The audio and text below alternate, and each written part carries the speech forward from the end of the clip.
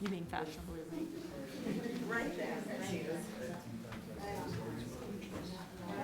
Hello, how are you? I'm great. Hello. Good. How are you? What does that mean? Oh, wait a minute. All's well, good. I'll give her a minute. Guys, our meeting tomorrow is going to be really great. Kate and all of us.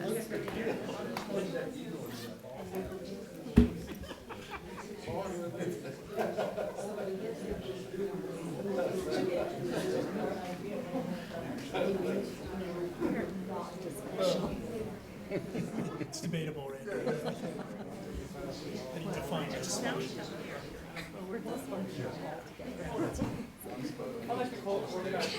Recording in progress.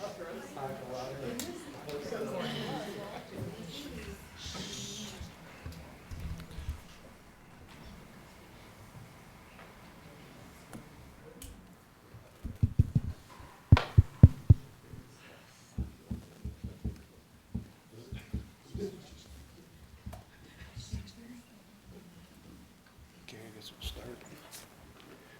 I'd like to call this meeting to order for Town of Bayfield for Tuesday, July 2nd, 2024, for the regular town board meeting.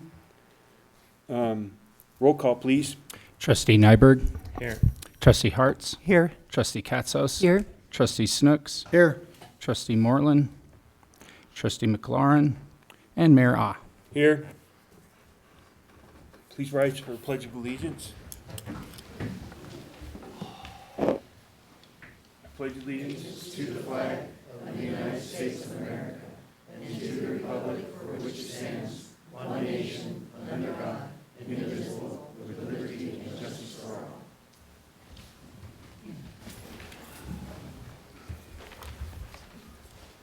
all. Are there any conflicts of interest from the board? Yes. Agenda item number 2. Anyone else? Okay. Moving on to D.5. No, I lost my paper.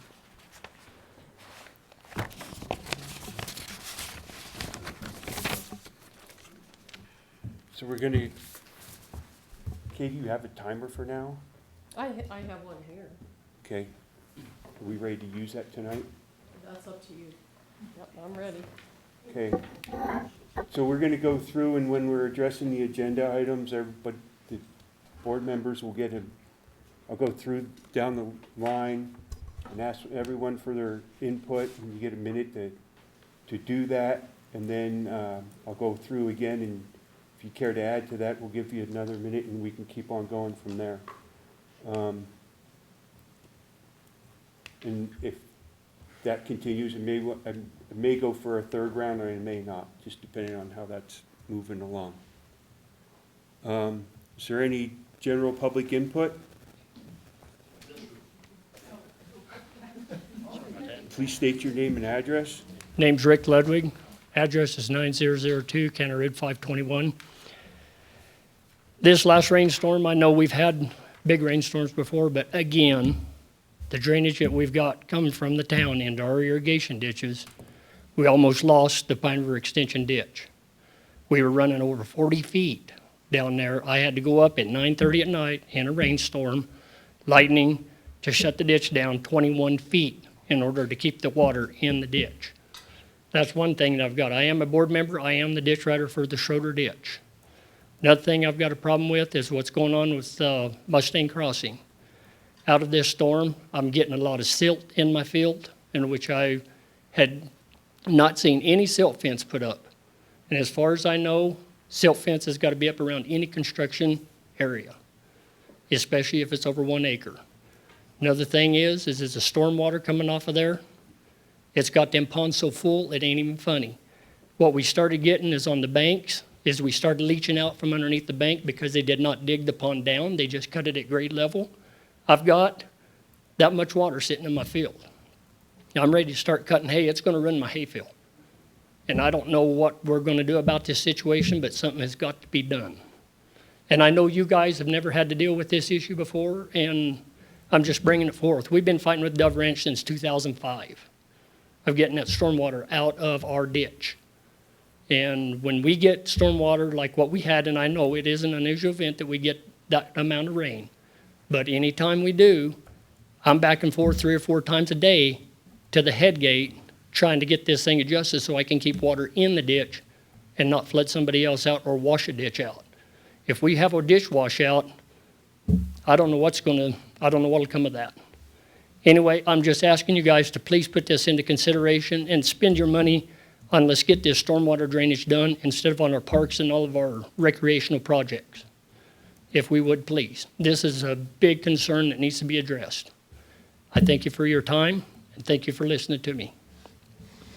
Thank you.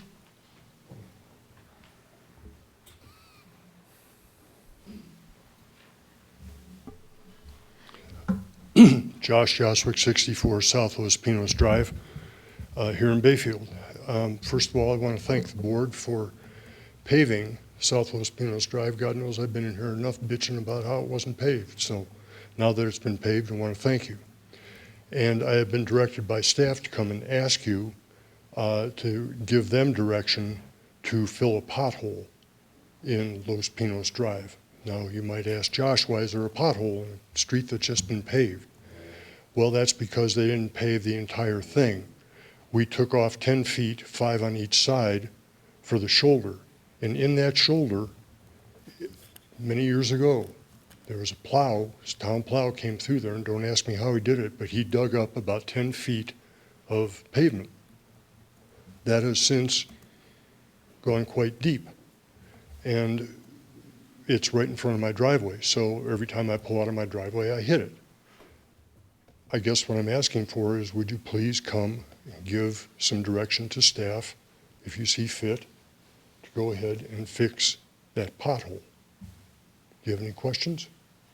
What's your address again? 64 South Los Pinos Drive. Great, thank you. Any other questions? Okay, thank you very much.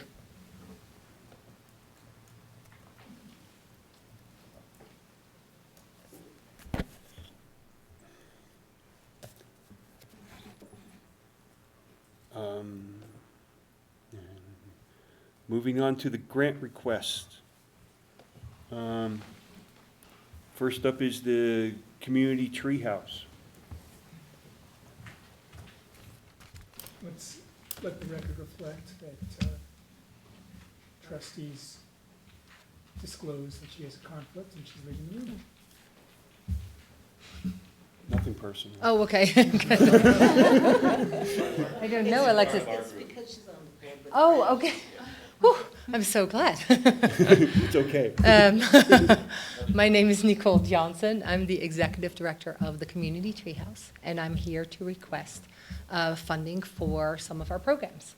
I realize that I'm here apparently for 2 grants. Do you want me to say both of them, or do you want me to do one grant at a time? One at a time, One at a time. so we know who we're Okay. talking, so we know which group we're talking to. Yeah, perfect. So I am the Community Treehouse, and it is a community for families who are have young children, and come to the treehouse within when you walk into the treehouse, it's a beautiful indoor play place and a parent support center. We try and connect our families to other families, and we try and connect children before they go to school. One of our focuses in the last couple of years after COVID is to look at our mental health of our families. A couple of years ago, we've lost one of our families to suicide, and after that, we really started to focus on some of the mental health issues that our families were having. For the Community Treehouse, for the Bayfield grant, sorry, I'm a little nervous, and whoof. And so right now, I'm actually dividing 2 of the grants. So for the town of Bayfield, our request is for $1,000 to help with our Curious Cubs grant, Curious Cub program that we do on Fridays. We don't have school on Fridays, and so we're trying to have the kids do something on Fridays that is educational. Curious Cubs is a program where parents with their little ones can come, and we do story time, we do an art project, and we connect our kids together and our families together. For that, we would love to have some supplies so that we can kind of really focus on an educational program. On that part is, there's a request for the Treehouse to kind of keep it open after the 7-year cutoff. So the Treehouse is for children 0 to 7. After 7-year-olds, they're getting too old. You know, the indoor play place is for those kids a little bit younger, and actually our children are getting younger and younger. But a lot of the families that have been to the Treehouse are still wanting to join and utilize our programs. So we implemented a program called Play Buddies. And so we are training 7 and 8-year-olds to become play buddies for our little ones. They do a training, they do a list on things that they want to do with those little ones, and then are requesting for supplies so that they can do those things with those kids, which is art, which is books, reading books, which is bubbles outside. So for the town of Bayfield, we would love to request supplies for our Fridays and for our play buddies. Do you have any questions? Any questions? I do, I have one. Do you run summer programs or just during the school year? No, we're not a childcare center, we're not a school.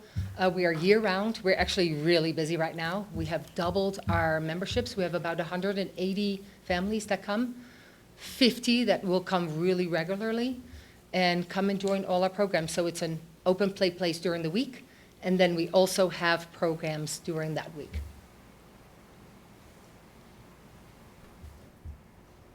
Questions? One more question. What are your operation hours? 9 to 5, every day. Okay, thank you. You're welcome. Thank you.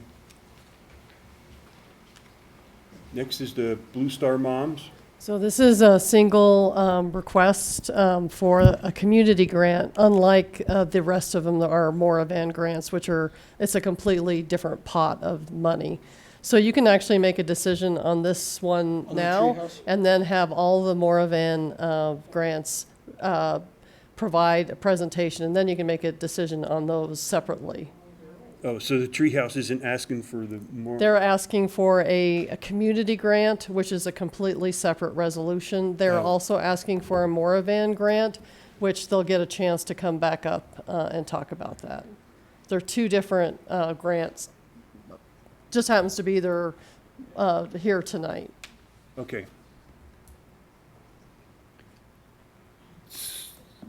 So I guess we're looking to see if there's, anyone would like to make a motion for the community grant for the Treehouse? I'll make a motion to approve a community grant of $1,000 for the community treehouse.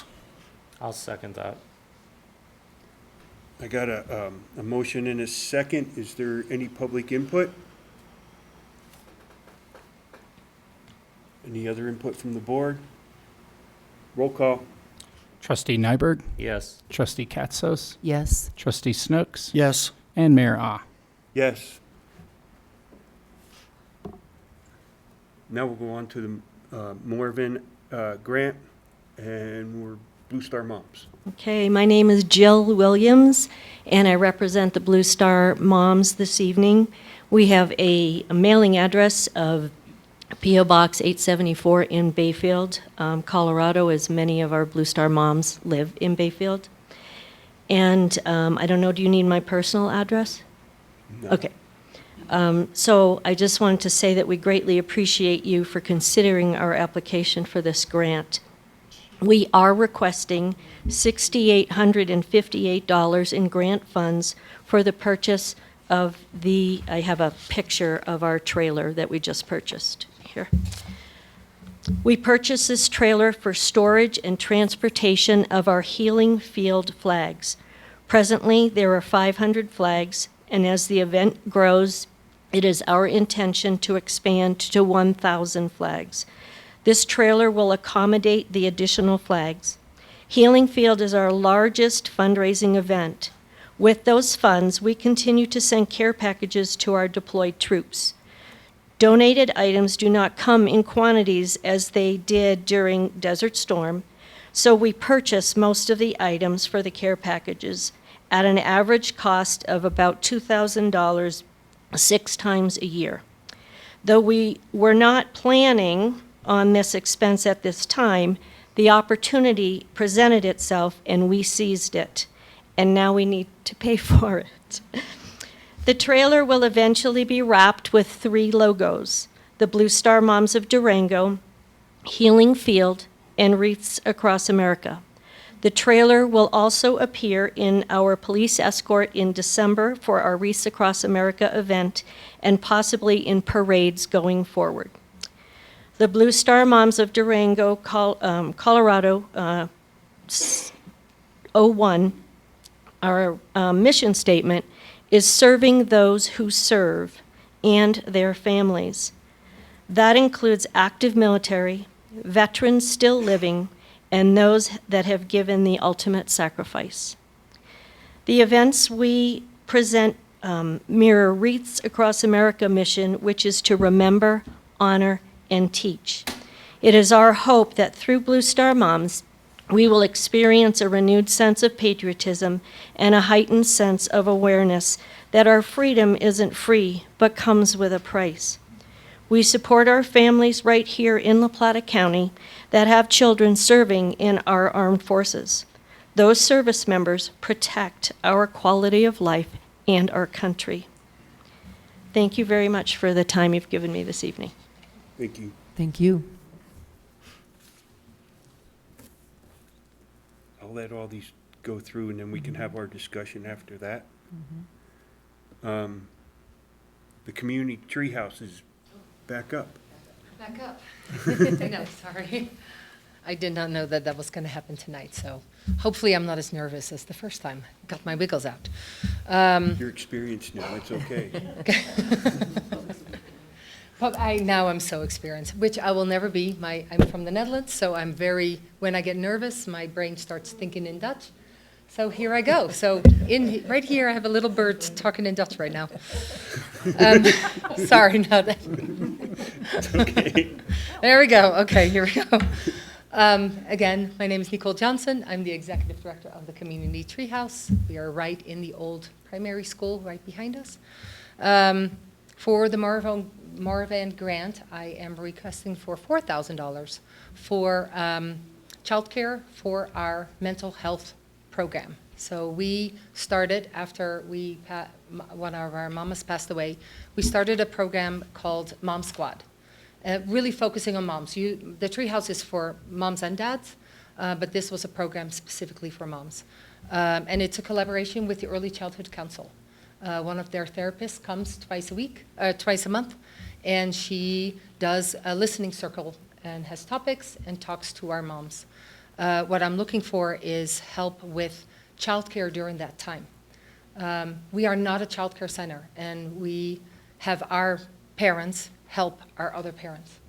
I do hire my moms, and they can bring their kids, so they can make a little bit of money. It's for 2 hours, and it's every other week, every other Monday.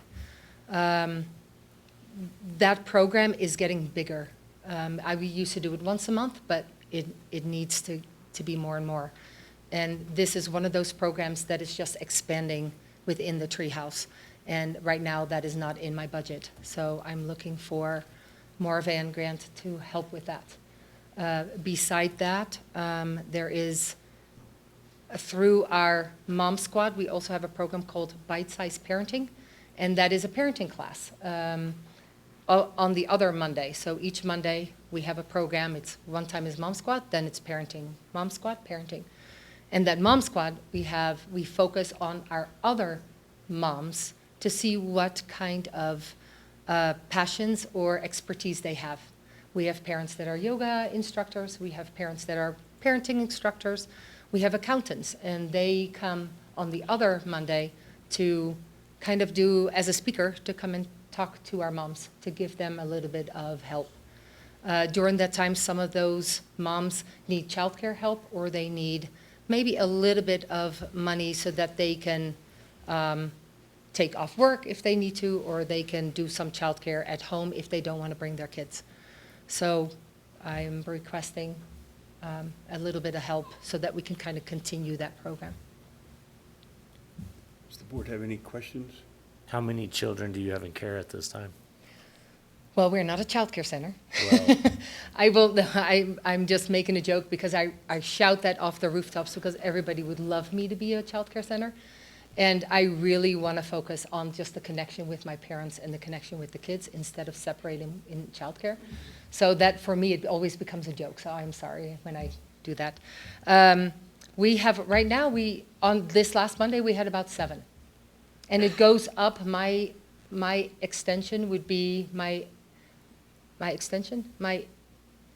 end number, I don't know the word, would be 12.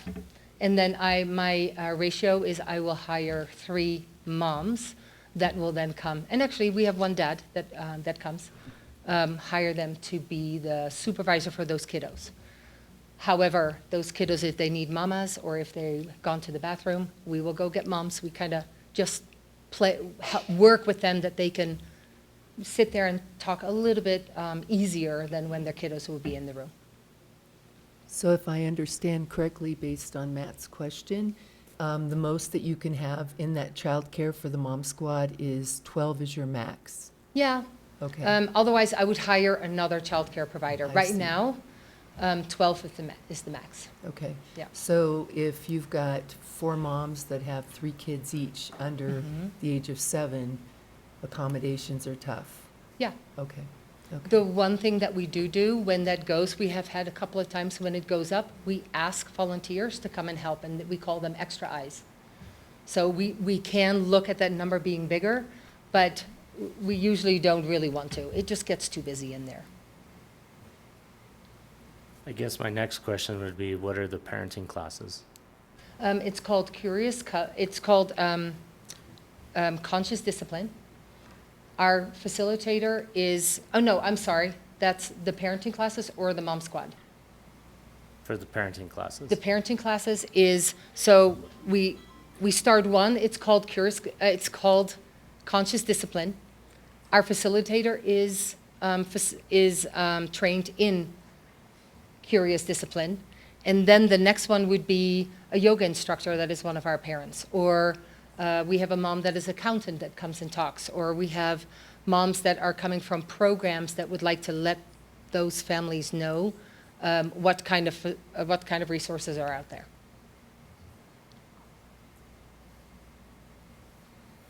Any other questions? Thank you. Thank you. Next up is Dancing Spirit.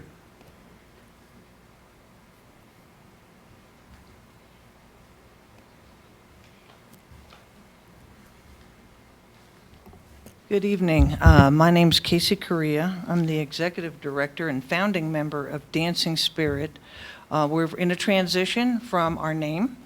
Currently, we're operating under Dancing Spirit Community Arts Center in the El High building, which is 115 Ute Street in Ignacio. And we also do mobile services as well. So we come over to the Bayfield Library and work with the library over the years. And our name change is going to go into Dancing Spirit Center for the Arts. If you haven't been over to Ignacio lately, downtown there's a new building next to the 7-Eleven and the laundromat, and that's our new 4,000 square foot building. So if I seem a little tired, it's because it's been a very ambitious project. So we're before you because we've written grants before for veterans, for post-traumatic stress disorder and such. This evening, we're talking about that we wanted to ask for grant funds to help with veteran families. So the Trujillos, both Sarah and Andrew, are both veterans, and they would help us recruit other families to do art-type therapy. It's therapeutic art is what we call it. So it would help support them as families doing art here at the library. So we do mobiles, like I told you. So it would be once a month classes. And like I said, we've had that relationship. So while we are in Ignacio, we do serve as your Center for the Arts in the future, but we're a Community Arts Center right now. We've been in business since 2010, and we started off as an artist co-op gallery, and then we were asked soon by the community to do arts education.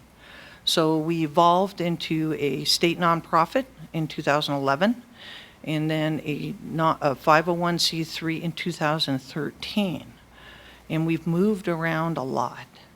We helped create the El High, as we're one of the founding members as well, and that's what Pam and your community have used our model for housing, repurposing these buildings here in town. So we like to look ahead to make connections, and especially to heal the community through traumas. So what we're also asking for is a kiln, because we're moving out of a 208 building, which is a school model for our pottery. So the pottery to get fired that we want to create with these veteran families would be, needs to have a kiln. So right now I'm in a 207, 208 building, and you can't take that kiln and run it on a 220 for our new building. So we don't have any way to fire their ware at the moment. Now, we'll do multiple grants, I'll do fundraising. So that's we touch a lot of families. We do adult pottery classes, we do family classes, we do summer arts programs, we do after-school arts programs. We serve in schools as well. I was privileged to judge at the high school here with their art show just in the past few months. It was in May, I believe. So I don't know what else to really kind of lay some groundwork. It's the first time I've been in here, and what a beautiful town hall compared to our little Ignacio one. It's like an old a garage, right? So this is fabulous. So, pardon? So do you have any questions of me? What is the cost of your kiln? The cost is $4,200. Okay. Believe And it's so I'm in assuming your that the- packet there. I'm assuming that the remaining amount is going to go to that trauma Yes. experience? Yeah. Okay.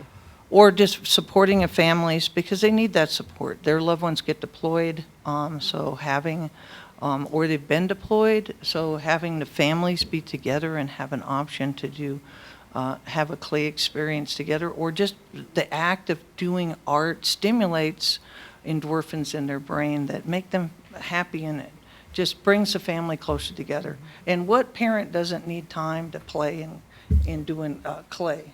It's not intimidating, right? I'm sure you've all made ashtrays back in the day in school. Or the famous handprints, right? Any other questions? So did the city or the town of Ignacio contribute any funds at this time? Is the town of Ignacio going to fund part of this too? Is that what you're asking? Yes. We haven't gone before them to ask.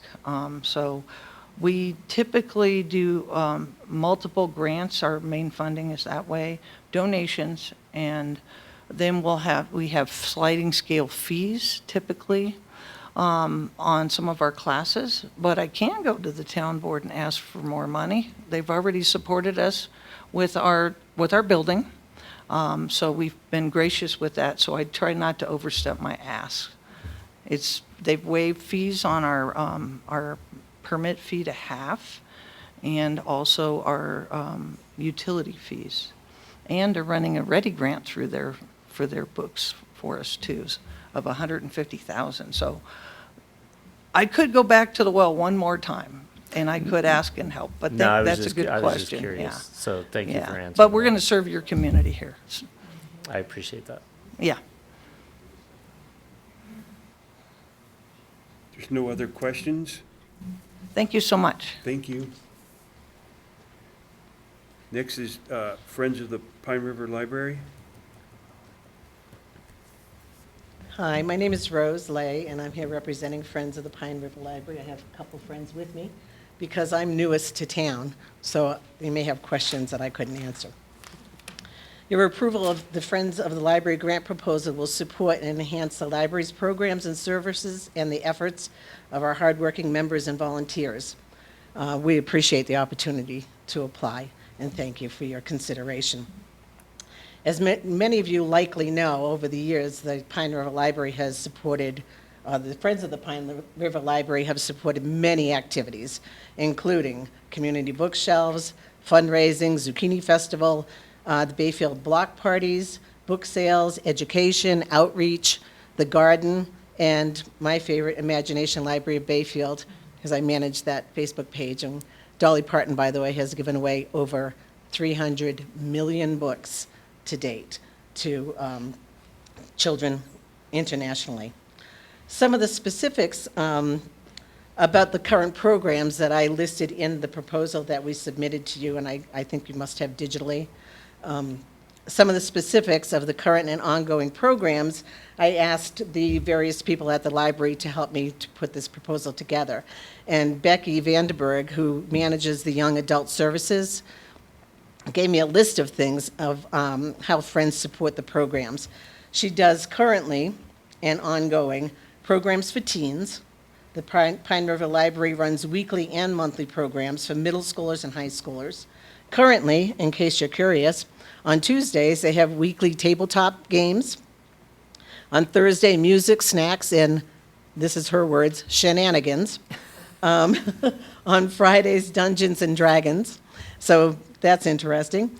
She also manages the Science Corner, and apparently we received Anthony's poison dart frogs back in 2014, and they became the first animals that hosted the Science Corner. We also have Asmo the corn snake, who's a favorite among library visitors, and evidently you can follow his library life on Instagram or email him and get a response, or your children may. We also have, as part of an ongoing partnership with the Science Department at Fort Lewis College, we have received a donation of Madagascar hissing cockroaches. So if you haven't been to the Science Center at the library, those are of interest. Another thing that Becky does is teaches kids coding, and Friends of the Library supported that effort in purchasing Qblets, which are fun little robots that help her with teaching coding.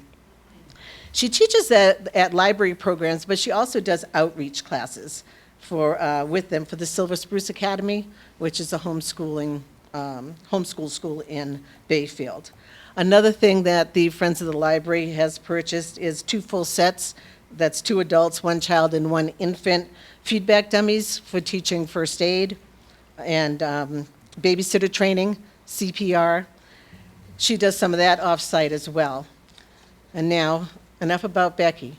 The other thing, the latest thing, and this is, I think, a primary focus of our request for grant funding, that will allow us to grow the Library of Things. And the Library of Things includes household items, making them available for one-time or short-term use. And I think about, my neighbor who's always borrowing a sander, those sorts of little of things that the library is now starting to collect to make available for people in the community. I think that the Library of Things will benefit community members, especially first-time homeowners. You may not have all those tools that you don't know you need until you own a home, or in long-term residents, and such as myself, who's downsized, so now you don't have room to store all those things.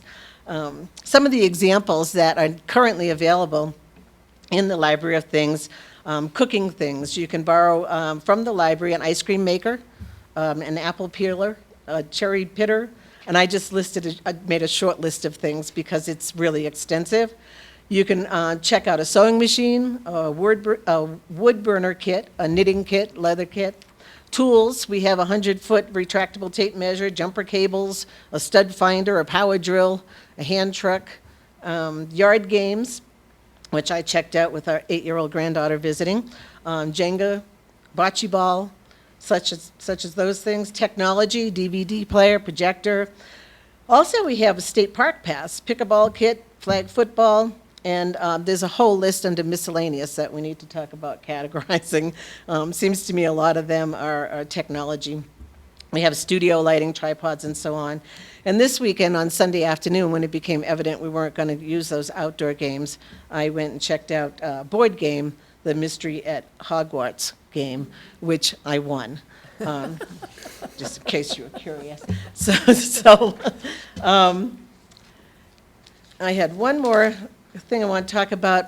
The latest program this year, Learn Over Lunch, which we fundraise with Colorado Gives Day, to start a program to get folks into the library, specifically senior citizens, who really were feeling disconnected, I understand, after COVID, and getting them into the community. So the program was developed primarily to help seniors regroup after the pandemic and provide opportunities for new learning and community connections. But we're also aware of food insecurity problem in the community.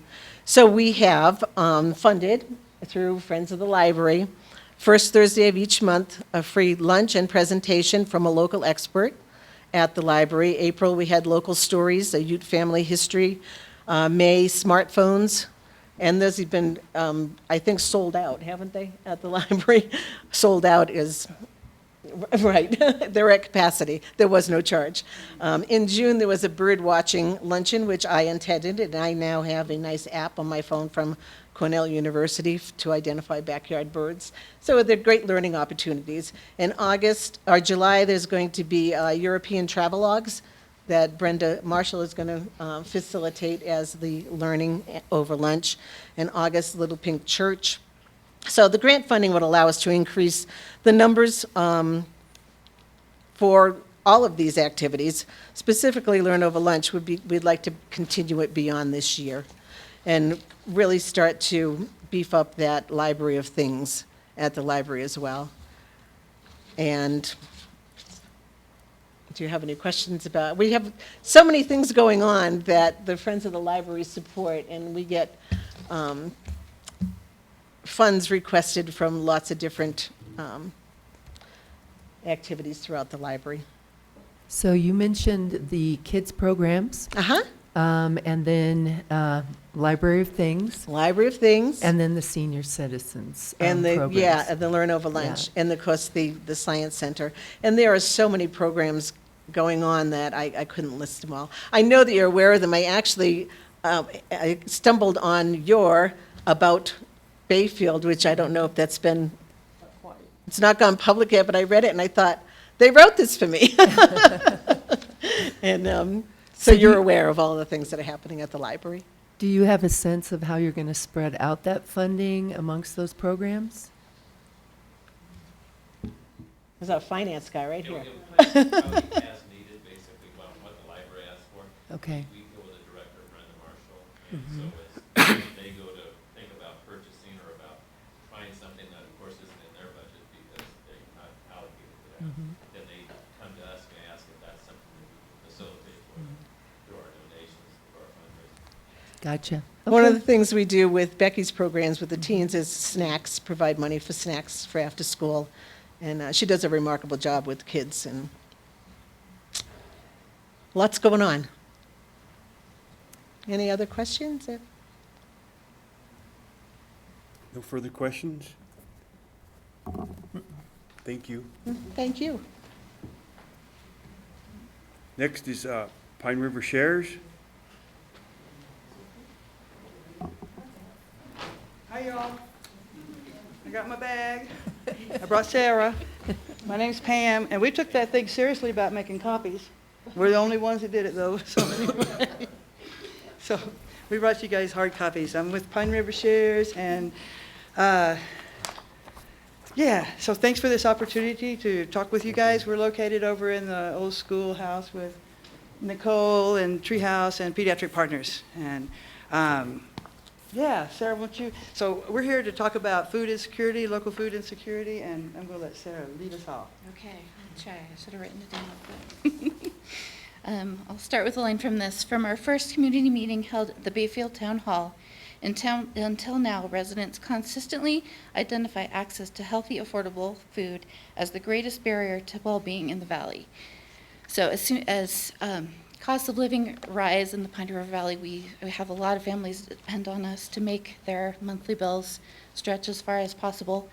Currently, we're serving about 2,300 Pine River Valley residents a month across many food programs. We have two very big Bayfield food shares a month, and that also consists of USDA commodities as well as senior boxes and pet pantry. We have one Ignacio food share. We've started garden share in the summer to share our fresh produce from the garden. We have an Allison mobile food pantry. And then during the school year, we provide about 200 backpacks of healthy food to school kids at 5 area schools. And then we've expanded that into the summer program at the library, currently serving about 100 kids a week. 102 today. 102, yeah.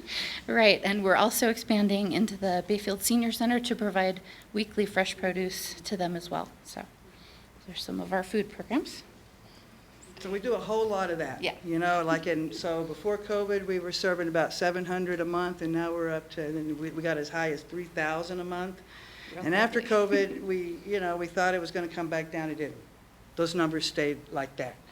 And we had, lots of board meetings to discuss mission drift, because nothing in our mission statement, as you can read right there on the top of our thing, says we're going to make a food pantry. And at the rate we were going, just making more and more and more food pantries, that wasn't in our mission. Our mission is to help create healthy, thriving communities. So we want to figure out why people are showing up at food pantries, what's going on. And so we studied that quite a bit, and then we shifted our mission and our work goals to focus more on what we did learn is of those 2,500 to 3,000 a month that depend on food from us, over half of them, only get their food from us. They're not getting food anywhere else. They're not buying at the grocery store, so every meal that they take is provided by Pine River Shares. So it's not emergency food anymore, not like we started. So that's a different kind of an issue. And it is what Sarah described. It's the rising cost of rent. It's the rising cost of food and energy and fuel. And jobs are not keeping up. We have lots of awesome producers in this agricultural space that we live in. They don't sell their food here very often. Some are at the farmer's market. That's slowly growing. But they have to take that to Durango and Silverton and other places, Telluride, where people can afford to purchase that. So what we learned was food pantries by themselves are not going to solve this problem. We have to really be looking at and being part of the conversation and looking at income and this wage disparity. We also realize that we live in our service area is the Pine River Valley, the Los Pinos watershed, from Vallecita to Navajo, 275 square miles, about 16,000 people. That's our people. That's our who we've been serving for 10 years now. And so what we hear consistently from folks all the way up and down the valley is it's a problem for people to access affordable, healthy food, whether they have high incomes or low incomes. If you have a higher income, you're driving to Durango to get your healthy, organic stuff. You usually aren't getting it here. We also live in this agriculture area, and it's well documented. I will challenge you to go find these things and read them. Of when the white families, the settler families moved in, how they transformed the land, what they were growing. We studied that with people in all the communities up and down the Pine to create the plan that's called the Field to Fork Plan, how we can recreate our food system that we used to have in place here. We used to have mills, we used to have dairies, everybody was growing food at home. None of that's happening now. Our whole culture has changed.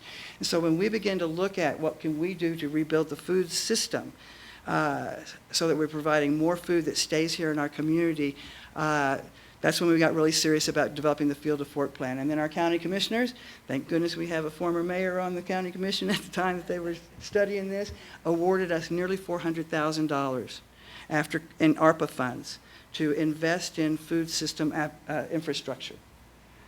That's not staff, that's not food pantries, that's not buying food, that's infrastructure for this entire area to use. So we're putting grow domes up in Vallecita, we're putting a grow dome at the Grange in Allison, we bought a freeze dryer down there, we We have planted over 300 apple trees up and down the food shed, and then the opportunity to buy a farm. So we bought the farm.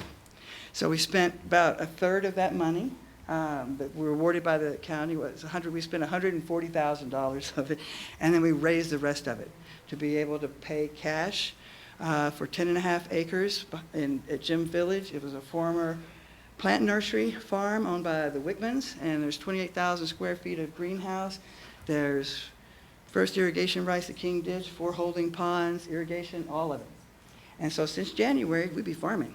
So, and the whole idea behind that is really to start to have a nonprofit growing food for community food. We're starting a new model, and I will say that this new model is what attracted the funding. We're not saying this is farmers. We're not looking for farmers. People can't farm anymore. They don't think they can afford the land. They don't know the skills. So we're rebranding all of this into community food production. We're just trying to grow food for 16,000 people. We're not trying to just export it, supply lines, all that kind of stuff. We're getting agreements with restaurants, school districts, and what else? Okay, grocery stores to sell that product in the grocery store. So it's sold there. We're also going to make sure that we can keep providing the food pantry, the stuff that they need, taking free once a week distributions to the senior center in Bayfield and Ignacio. That starts next week. And yeah, so our whole goal is to create this new model of community food production that's run by a nonprofit. So we're not nonprofit oriented. We're food oriented. We're community oriented, and all the proceeds that we make go back into the farm. So that's what we're doing. We're keeping the food here, the money here, and the jobs here. That's what we're after with that. And with this request, we were asking for support for both of those sides, because we have to take care of the people that need food. We can't get rid of the food pantry and just start being farmers. We got to do both of those things. And so Sarah runs all of the food support programs. And so it's like our worlds are colliding. We're talking now with producers and how those kind of things can happen here locally. So that's what we were after. I will tell you honestly, we requested $10,000, and I'm embarrassed by that, because I read on the application page, it says the grants request shall not exceed 10 grand. I write a lot of grants. 10 grand might be out of $1 million. I would never say, well, give me a whole million. You know, I didn't understand that till I carefully read the resolution today and then called Katie. There's only $10,000. Pine River Shares was formed on the principle that when everybody shares, no one goes without. So if I had read that differently, I'm not sure I would be here today asking, you know, for funding, because I think these are all worthwhile causes. But I love the opportunity to come here and tell you about what we're doing, you know, and invite you to come to the farm on Fridays. It's Farm Fridays. Look what we grew. This is the first one. So we'll be delivering it last night. We grew this, and I don't know what it is.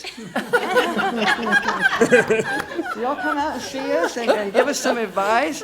I talked to the Ludwigs over here about ditches for dummies, because I need a ditch class. And yeah, it's kind of wild and crazy out there. But y'all come out, drop out on Fridays. We're there from 8:30 to noon. It is a community farm, and so we have volunteers out there working and harvesting, and our volunteers will work for the harvest when we get into that a little bit better. So, any questions? Just one. You had requested the $10,000 to purchase meat and eggs. Would the meat and the eggs come from our local ranchers and farmers? All of it's local. Okay. And we're doing that right now. So we spend about $1,000 a month on eggs, right, Sarah? I used to say, yeah. Anyway, we buy as many as we can. That's healthy meat and healthy food. When COVID hit, USDA was real interested in doing things different because the supply lines were messed up, right? And USDA is all about supply lines, taking healthy food out of our community, sending it off to somebody else, and sending us canned goods in return. But that didn't work so well during COVID. And so they were giving money to people like us to invest in local growers. So that money that would normally buy canned goods and non-perishables for seniors and hungry families, we were getting to use on local produce. We started buying from Mike and Emily out at Homegrown, so we got weekly distributions from them. We found all the chicken growers, you know, so we could get stuff. We hooked up with the honey, the Four Corners Bee Association, which is located at our farm in Jim Village, and we bought honey from them. So, you know, again, trying to buy. That's what we heard when we made the Field to Fork plan, is we need markets that can cover our production cost. And so when we had money to invest, that's what we did. We bought locally, and that's what we would continue to do. Thank you. Yeah, thanks, y'all. Thanks, y'all. Thank you. And next is Beep.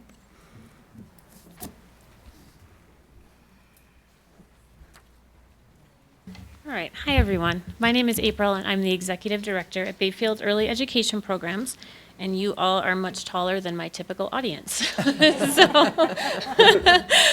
thank you for this opportunity. BEEP has been in our community. We are hitting year 29, so we are close to our 30-year anniversary in Bayfield, which we are very proud of. I've been the executive director for the past 5 years. I've been at BEEP for 12, and I have sent my own kiddos to BEEP for 17 years. I do have a large tribe of my own, so BEEP is very near and dear to my heart. We are a play-based preschool. And so what that means is that our students are encouraged to learn through play, which connects the brain within that social emotional development, which will then make them academic learners when they are ready. It is one of, I would say, the happiest places in Bayfield. If you ever do have an opportunity to come by, please do. This past year, we served 108 students during the school year and 60 during summer camp. And so we are one of the only summer programs available, and we strive, as many of you will hear probably in the next couple of months with some tax allocations that are an opportunity. Early childhood is not cheap. We strive to make it affordable. We are a high quality program. We are one of the top rated within the Four Corners area, yet we are by far under market for our tuition, and we actually, our daily tuition is still under what CCAP reimburses. And we take pride in that, but that does not come without the continual request for funds. So for this, we are requesting tuition assistance for specifically children and grandchildren of local veterans and active duty military personnel. The annual tuition for a full-time spot at BEEP is approximately $7,200 a year. The annual tuition for a part-time spot is approximately $6,800. For this grant, I'm requesting $5,000, and BEEP will scholarship the remainder of the tuition needs for our students. So we definitely want to be able to match whatever we are given. We can stack funding, so we do that as many times as we can so that a parent portion is as minimal as possible.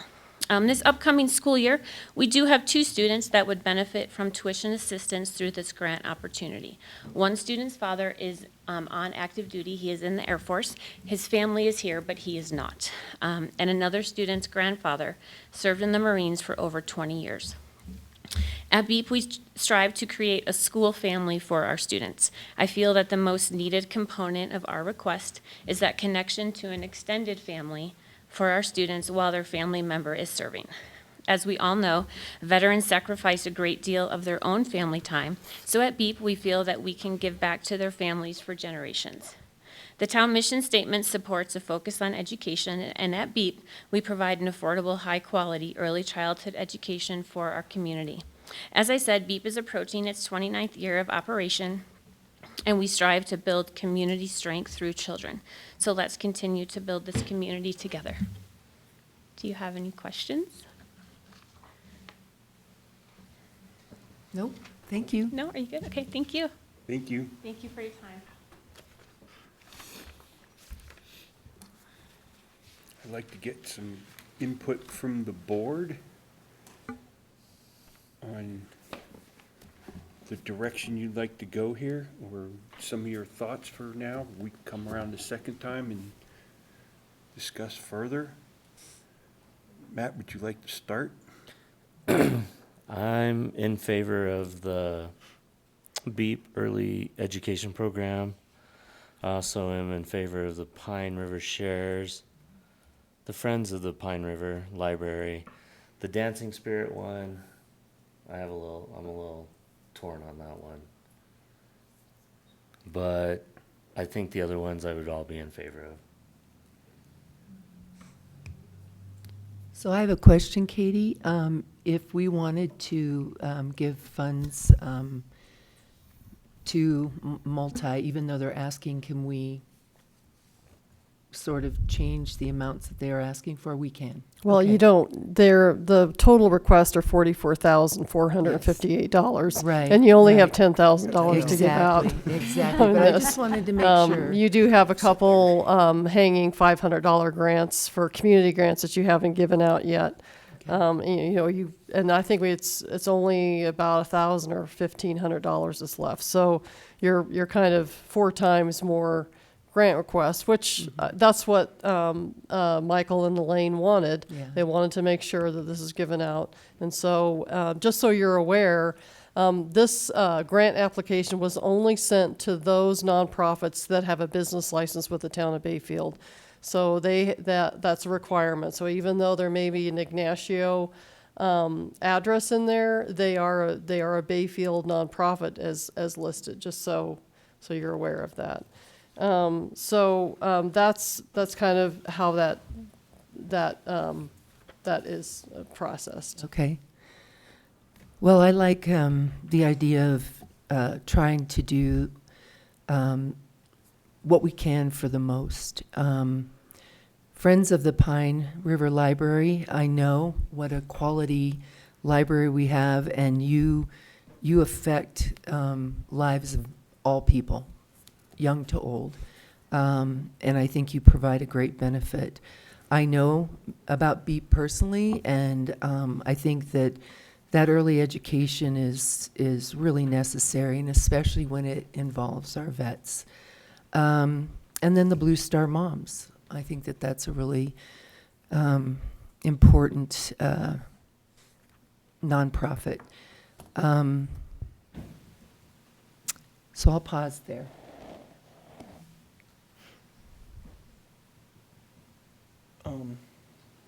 I have 3 that I've really leaned towards.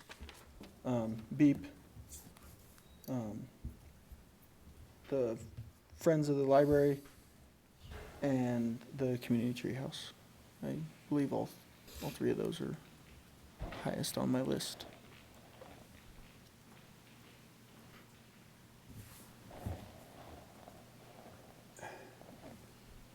I don't know, there's such a need for so many of them. I'm sitting here trying to do the math pretty quick, but it works out to about 1,600 apiece if we divided it all by 6, which would kind of help everybody out. I don't know if that's, it's not an exact number, but it's close. I guess that's kind of like maybe my thoughts is at least we can help out in a couple different areas.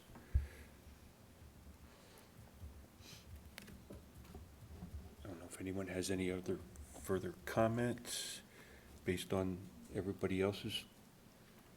I would just say, going back to my initial thought was, who can we help the most in the community with? And I feel like I'd like to see something along the line of a split between BEEP, Friends of the Library, and also the Blue Star Moms.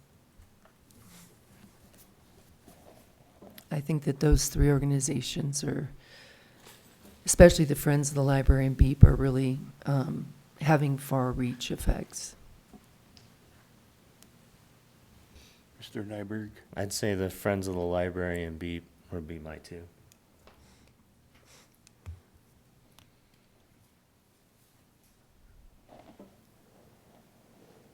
Yeah, I like both of those 2 as well. But I do want to. I still really like what the Treehouse is doing and what they're asking for, how to use that money as well.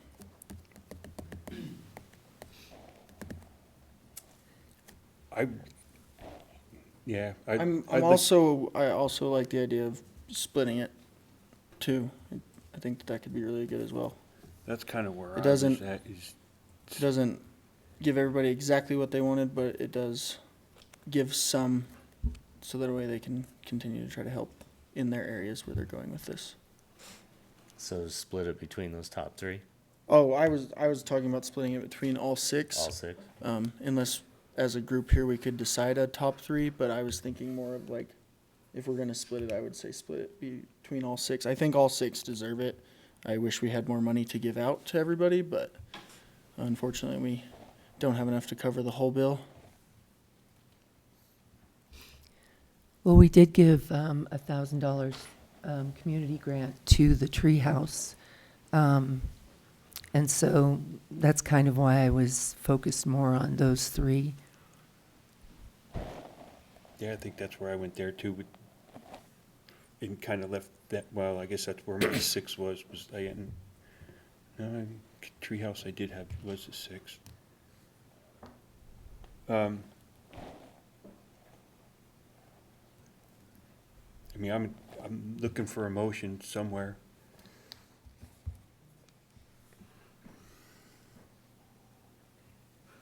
Well, Mr. Mayor, I make a motion to give, let's see, what is that? I think that's 3,150, so 3,150 to BEEP, to Friends of the Library, and to Blue Star. yeah, to Blue Star.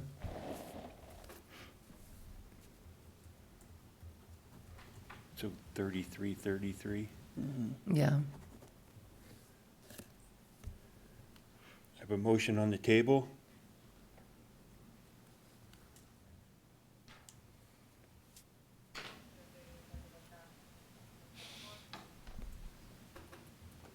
So I just want to repeat this. I'm assuming that this $3,300 to Blue Star Moms, $3,300 to Friends of the Pine River Library, and $3,300 to BEEP. Is that, I just want to verify. Yes.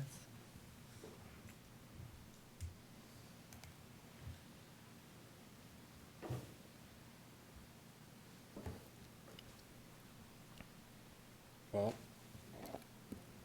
someone have another, I'm not getting a second on the motion, so.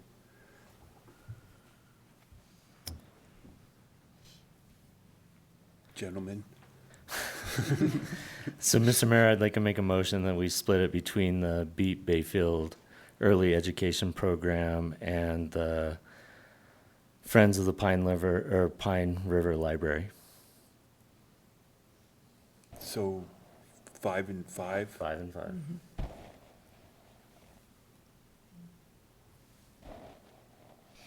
I'll second that. Okay, I got a motion and a second. Is there any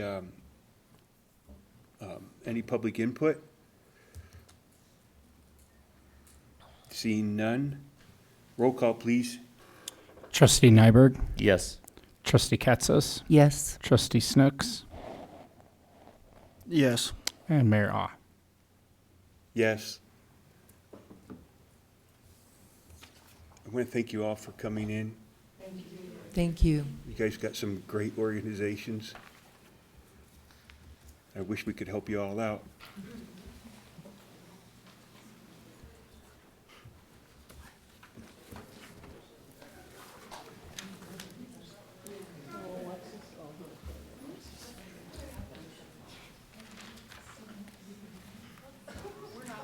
I'm going to give this a minute for the room to clear out, and it looks like we have 2 trustees that showed up. They multiplied out there.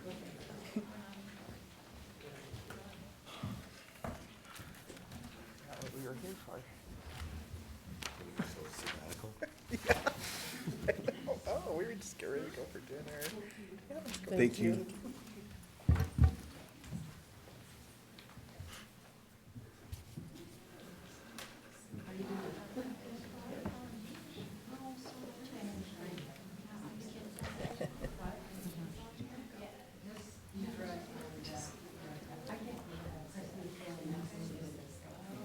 Okay, I'd like to move on with the meeting.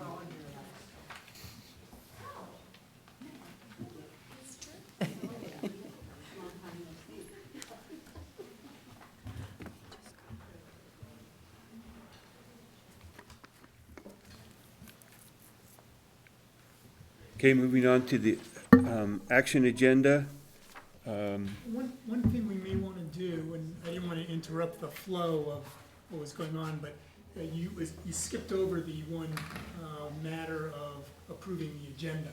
You may want to go back and ask what the board's thoughts were on the agenda. Thank you. Thank you. Oh. Thank you, sir. I see it now. It's hidden underneath all the red writing. My bad. So, yeah, we need to go back then for, if everyone has looked at the agenda from the last meeting. I need to go back.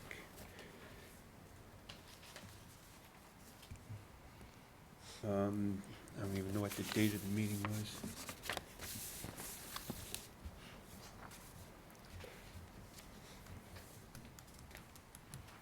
We're just approving this agenda for today, right?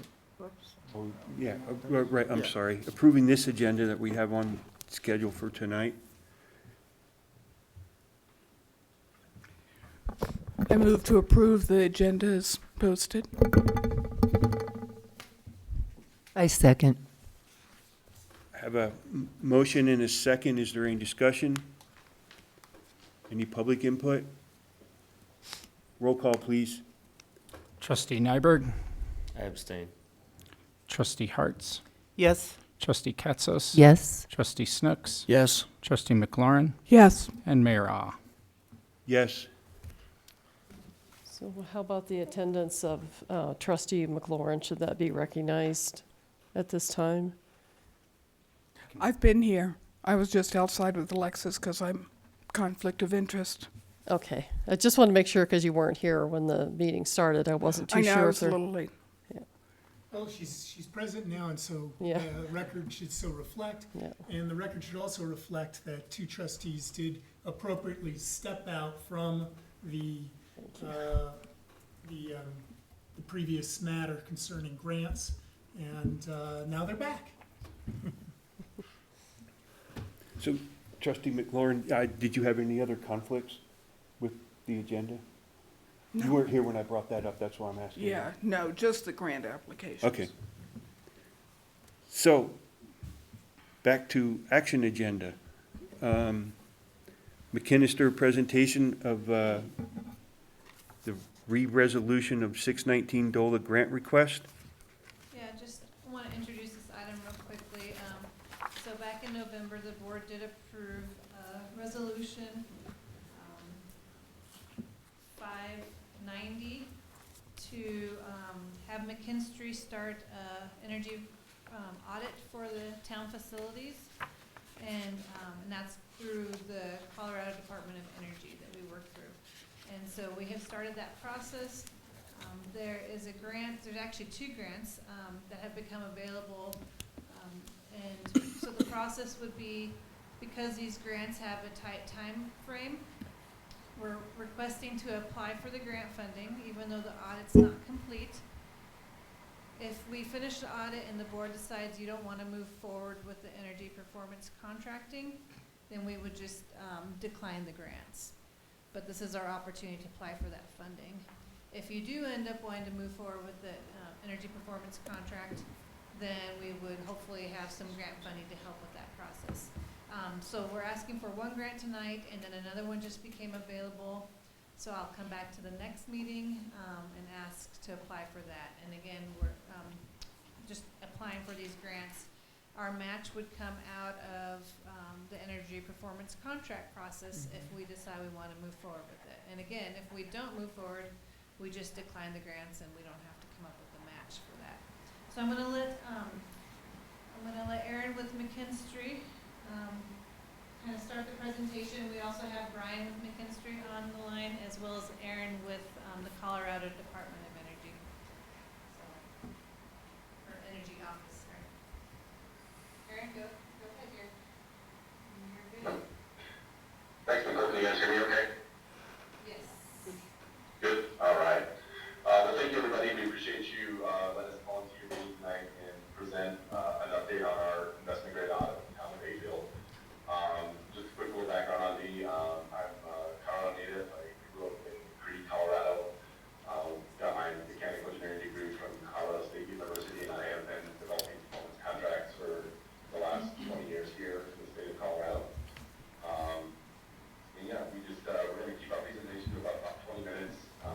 tonight, and we try to leave some room for some questions, but if you have a question along the way, please jump in and I'll pause and answer it as best I can.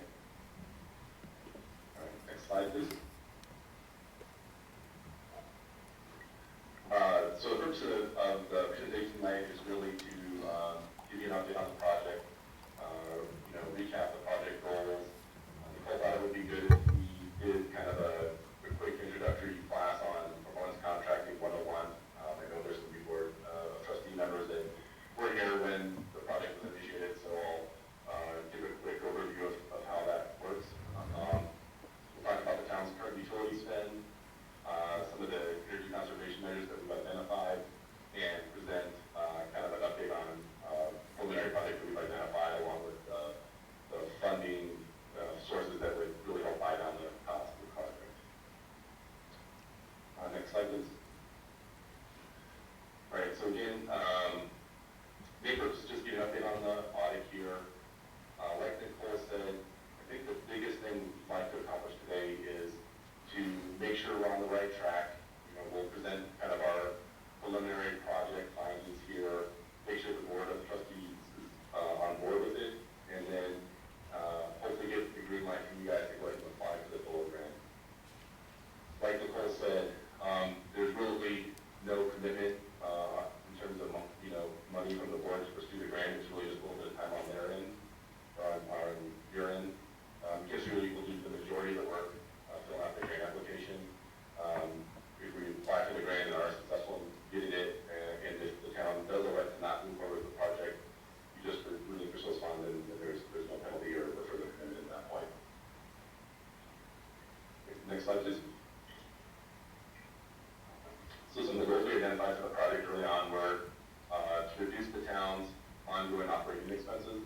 These are both, energy related, water related, also maintenance expenses. We did a few capital replacement projects along the way. There is some equipment that is starting to get up towards the end of its life expectancy that we identified. We wanted to look at providing some additional education and training for your staff and occupants as far as helping them implement some behavioral best practices that can help result in energy savings, and then also develop a framework for future growth. Next slide, please. Other project considerations. Based on your work with the Sierra Institute, we know that water efficiency is a priority, so we've identified a couple of measures geared towards saving both indoor water use and outdoor irrigation water. We know that you're part of the state's Dark Sky mentorship program, so any new exterior lighting fixtures that we would install as part of this project would be Dark Sky compliant. And we also know that free money is the best money, so we really prioritize trying to identify grants and funding sources that can help finance the project or help offset the cost of the project moving forward. Okay, next slide, please. All right, so performance contracting. So energy performance contracting is essentially a financing and contracting tool that allows public entities to use grants and energy savings to fund facility projects. So this has been established and utilized in Colorado for the last 25 years. There's been over 200 projects done to date with over $44 million in energy savings realized statewide. So it's a tried and true project. The Colorado program has been adopted in other states as well, and kind of from patterned after the way we've done here. We've had a good track record here in the state of Colorado. Kind of in a nutshell, performance contracting is the means of using guaranteed energy savings to basically make payments towards the debt service that's used to finance a project. And I'll go into that a little bit more in the next slide here.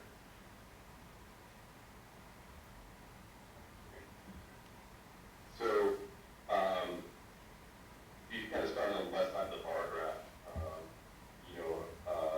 An entity like the town of Bayfield has an operating budget, and within that operating budget,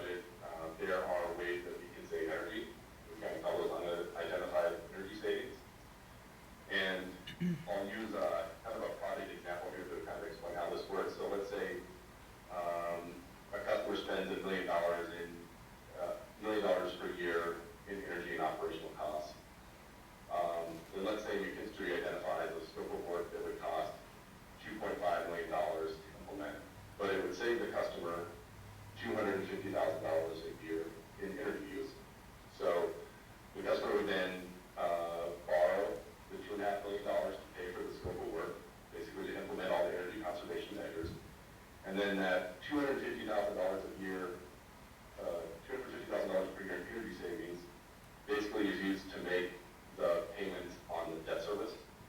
So in other words, if there was a $2.5 million project and the energy savings were $250,000 per year, basically you would use those energy savings to make the payment on the debt service, and basically would pay for itself in 10 years. But long story short, we're using guaranteed energy savings to finance a project. So I'll pause there. I know that was kind of a lot. Does anybody have any kind of questions on the performance contracting concept here before I move into the next part of the presentation?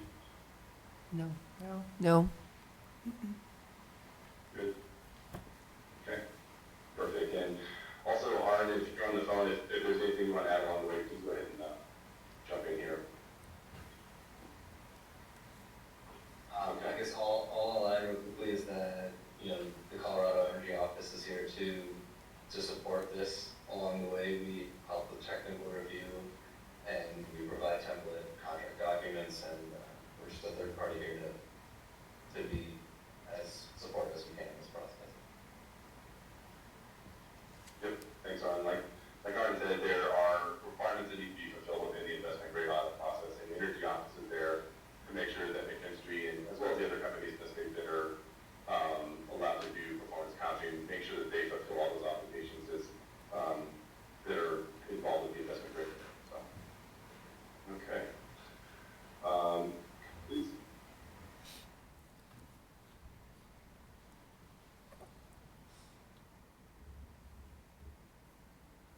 Okay, so progress-wise here, we are about at what I call the 60% part of the project, so we're about a little over halfway through. So we've had our initial site visits. We've identified our list of energy and water conservation measures. We presented those to Nicole and her team back in, I think, February, March timeframe. They kind of helped us make a first pass there. And now we've done some preliminary cost and savings estimates. So I would just keep in mind when we get to this part of the project, that these are budgetary at this point. We haven't done our competitive bidding process, and we haven't done our guaranteed level energy savings, but we'll have enough cost and savings to present today to hopefully give the town the information they need to make a decision for the next step of the project. After this meeting, we'll go into what we call our pre-final development, which is, like I mentioned before, we do our detailed energy calculations. We do any data logging that we need to quantify energy use. We develop scopes of work, and then we engage local contractors in the community to bid on these scopes of work so long as they're qualified to do so, to make sure that we're giving the town the most competitive pricing on our measures here. And then if that goes well, we will present again to the board, hopefully in September, if not early October, kind of the project with more defined numbers and scopes. Next slide, please. And then also just to recap, these are the buildings that are currently involved in the energy conservation audit here. About 51,000 square feet total of facilities. Okay, at this point, I'm going to turn it over to Brian Botten. He's our senior energy engineer on the project. He's going to talk a little bit about the energy, the potential funding that can come from the energy, and then also kind of deliver a brief description of the energy conservation measures. So go ahead and take it away, Brian. Hey everybody, so this slide here shows funding sources for the project. Utilities are the pie chart here. 30% of the utility cost is water, 13% is gas, 7% is electric. It kind of shows, you know, if we calculate 20% energy savings out of those utilities, it'd be about a $500,000 project. If we calculate 40% it'd be a little bit higher, about $1.3 million. We've actually calculated, dialed those in a little bit since the first time we showed this presentation, so we'll show those numbers later. It also mentions funding sources. You know, Aaron talked about the DOLA grant, the electrification grant is being renewed, and they're taking applications for that. The geothermal grant can provide a little bit of money there. And then we could talk about town capital if needed, and also the IRA money. Next slide, please. These next three slides are just showing the measures that we came up with.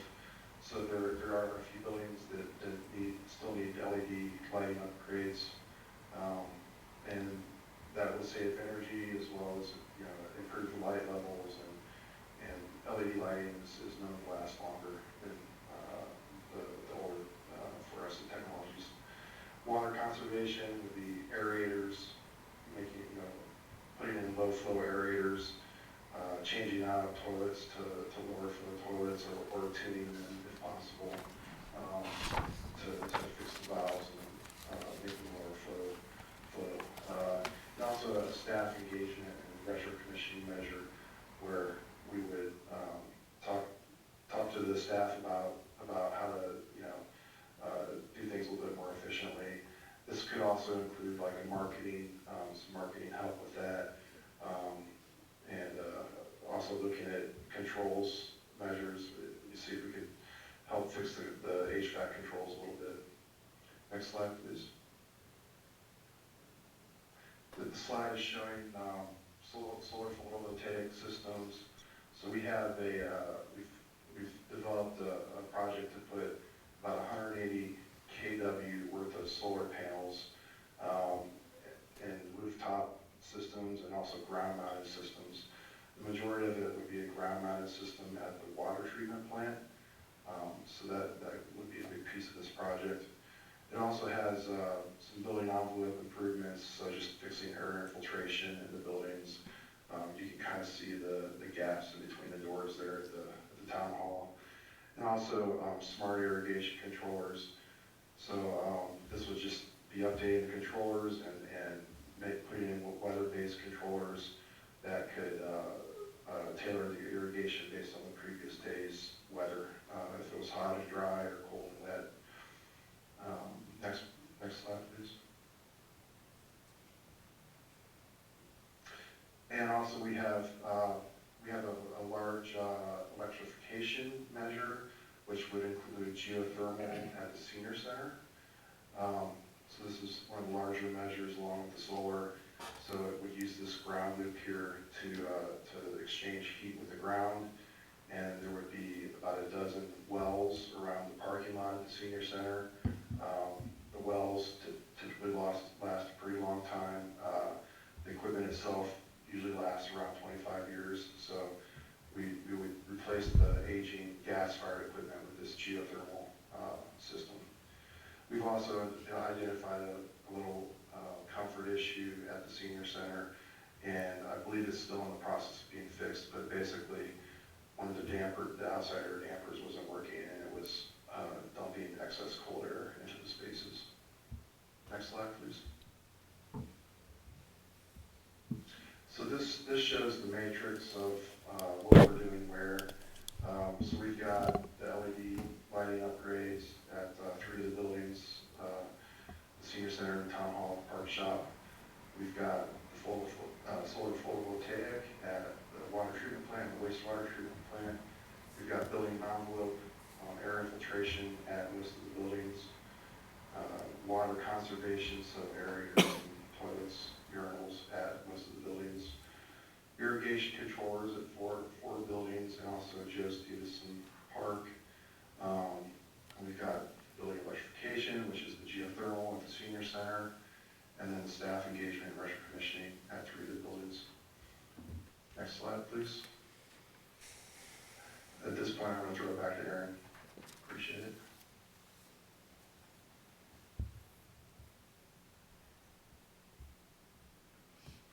Okay. Thanks, Brian. Before I present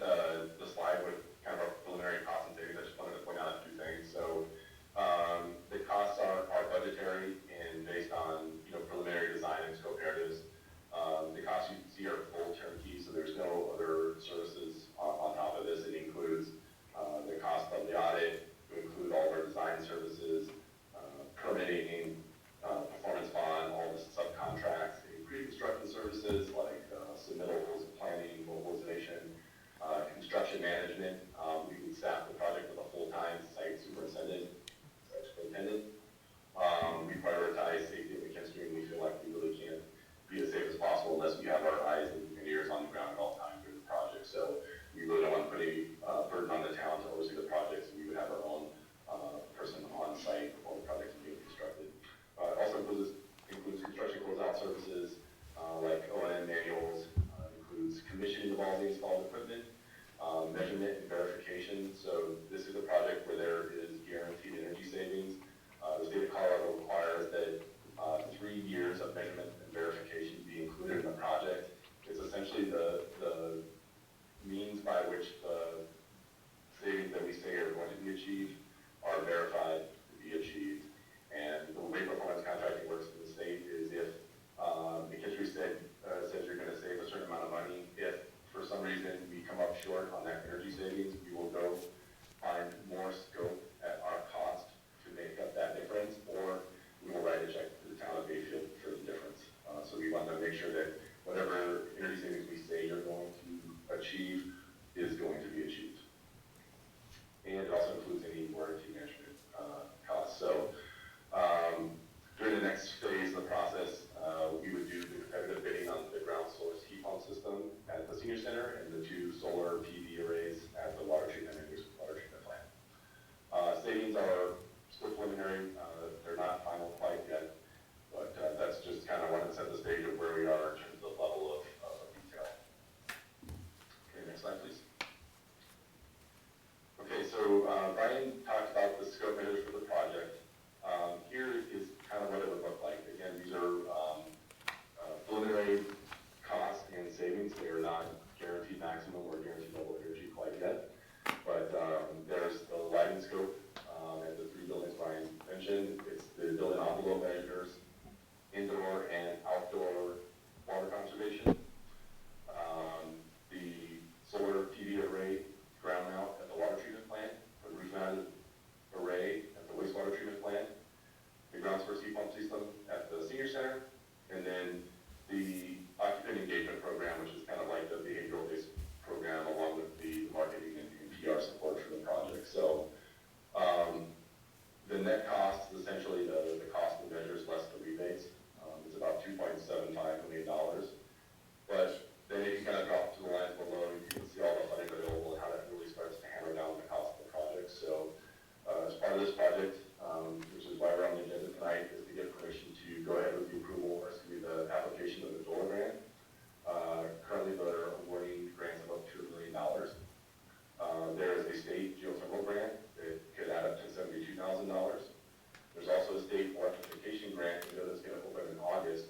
We're currently including $300,000 in this financial model now, but the cap on that is actually $500,000, so we could potentially get more through that grant. There's the Inflation Reduction Act tax credit, which is basically a means by which a tax exempt entity like the town can receive a rebate from the federal government to offset up to, I think in some cases, almost 40% of the installed cost of solar PV or ground source heat pumps. So there's a big tax credit in play there. We've been pretty successful with that. We've already secured over $24 million of Inflation Reduction Act tax credits for customers across the country. And right now we're showing a small amount of town capital, but again, if we are able to get more money through the electrification grant, the town may not have to put any capital towards the project. And so once you subtract off all those grants and tax credits, the net cost is about $700,000. And if you remember the performance contracting slide, basically the guaranteed annual energy savings would pay for the remaining cost over a period of, in this case, 15 years. So the term of the project is still to be determined. We just picked 15 years as the starting point. The town may want to go lower there, and we want to go longer. It's really kind of up to you, but we'll work on developing that over the next stage of the project. But kind of the big story here is, with all the current funding sources out there, you can really buy down the cost of this project. And then the energy savings, the guaranteed energy savings, basically cover the rest. Any questions there? If not, I'll pop on to the next slides here. No. Yeah, I have a question. Yeah. So if the town's putting in $100,000 of capital, and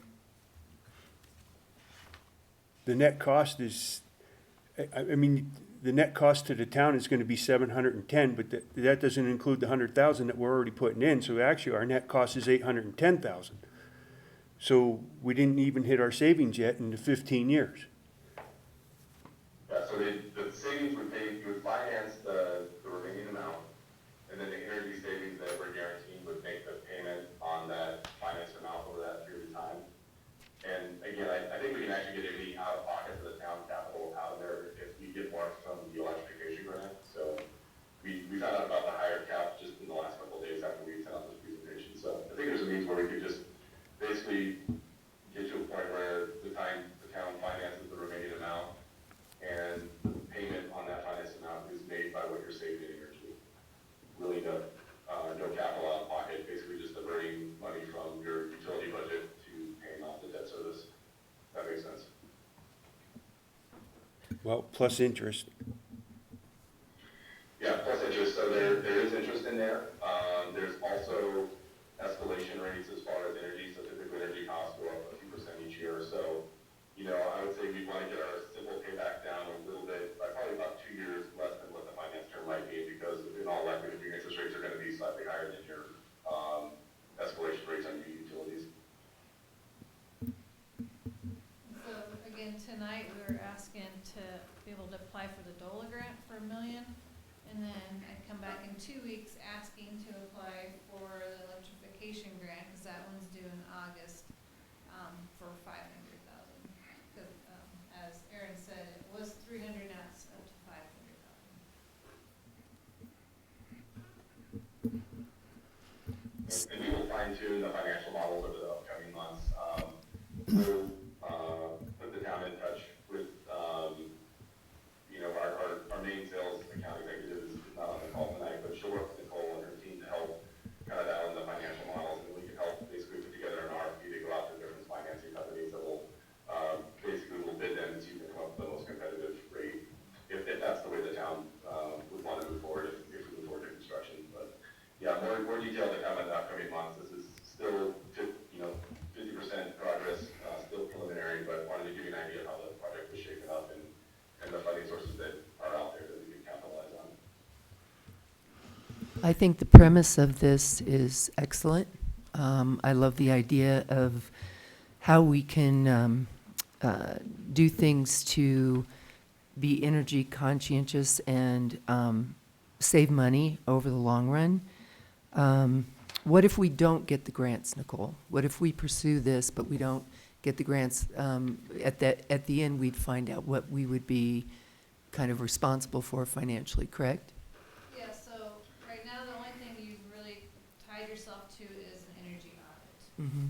So at the end, if we don't get grants, which, I mean, I'll let Aaron kind of weigh in on what the success rate of grants are, but at the end, if we don't get grants and you decide you don't want to move forward, then we're just tied to this energy audit, which looked at what our utility bills are, how much we're spending on energy, for the whole community, for the whole town facilities, not the community, but these are town facilities.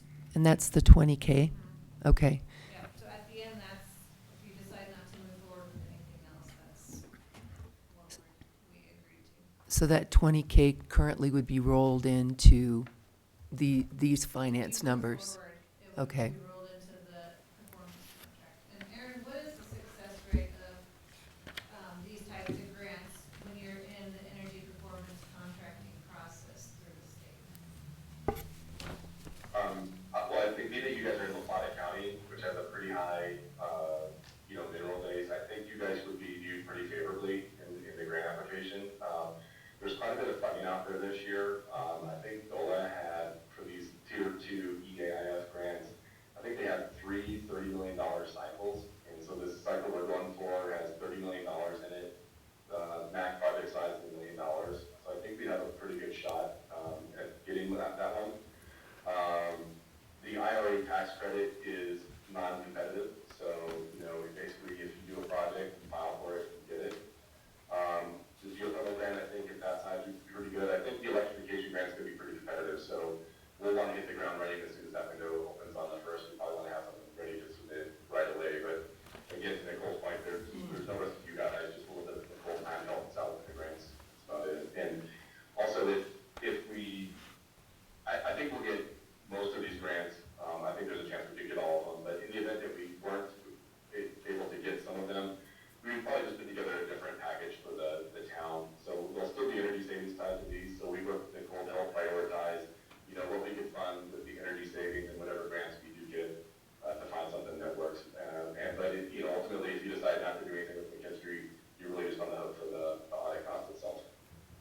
I like getting ahead of the cost of just energy cost rising, and any way that we can lower the town's cost through energy efficiency, I'm impressed by that. And just looking at their early estimates and what we approximately pay currently, it weighs out well for me. I think that this is a very progressive thing to do that protects our town financially.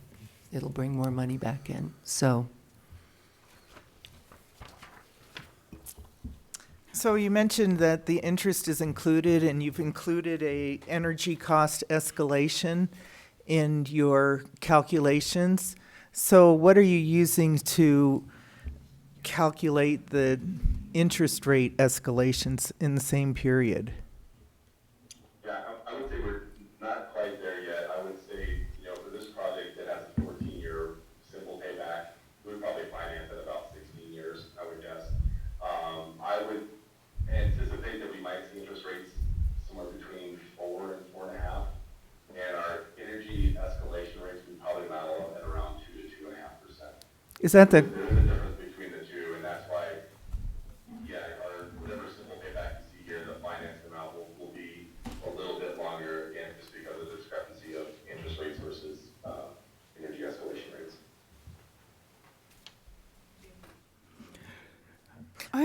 I did have one other question regarding the PV arrays down at the wastewater treatment plant. Does that impact the park plan? No, it would all be on the wastewater treatment plant's property area, Okay. which does not.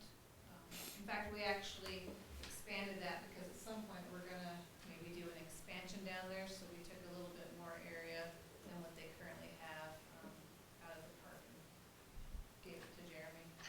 And the geo.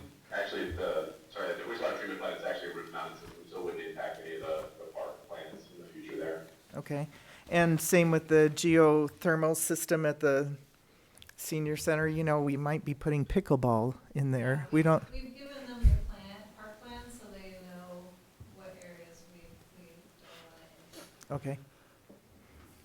Yeah, the geothermal wells will be all underground, so you can really do whatever you want on the top floor, So the other thing I'd like to point out is that there's about $750,000 in the water plant and the wastewater plant. And you have unassigned money in those sewer and water plants. Now, I know that we do have some major projects that we're working on that are capital improvement plan, and our staff is working on putting those together. But keep in mind that that $750,000 is coming out of an enterprise, which is a little different than the remaining improvements.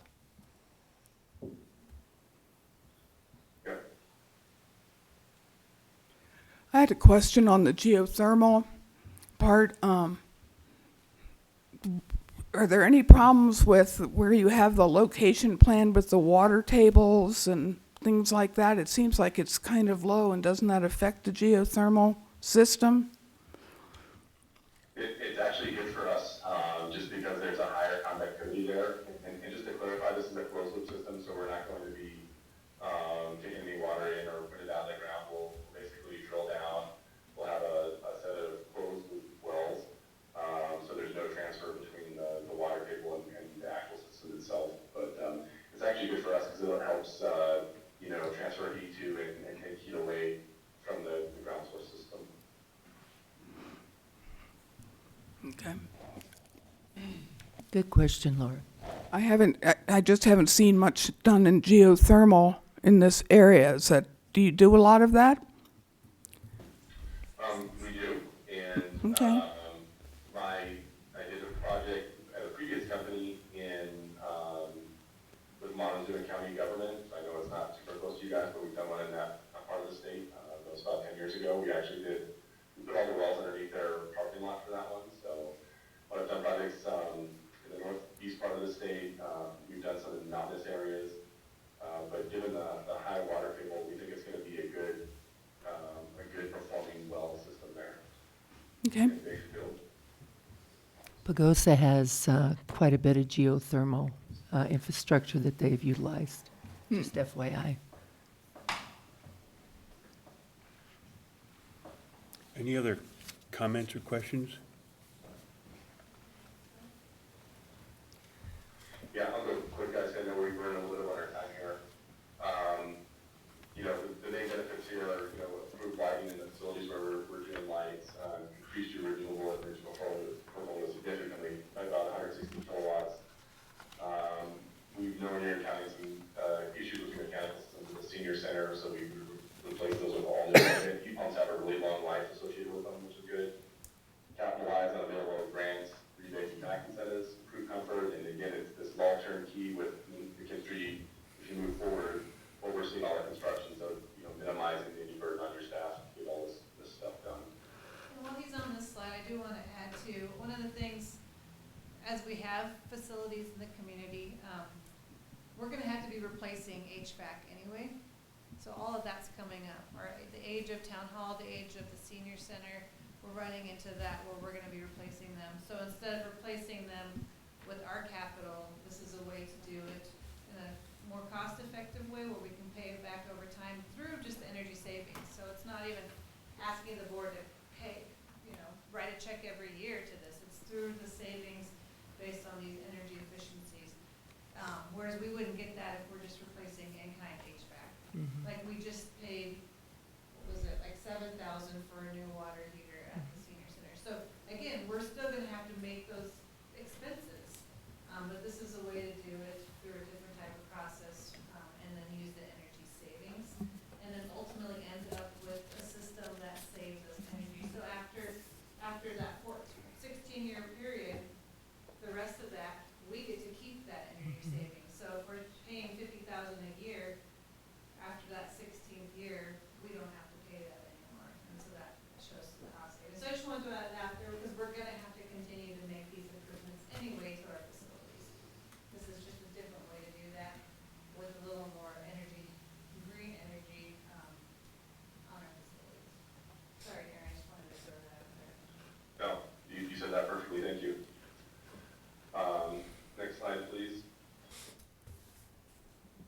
Yeah, so as far as the feedback requested, it's really, we have a green light to proceed with the DOLA grant, and then Nicole will come back to you in a couple of weeks to talk about the electrification grant.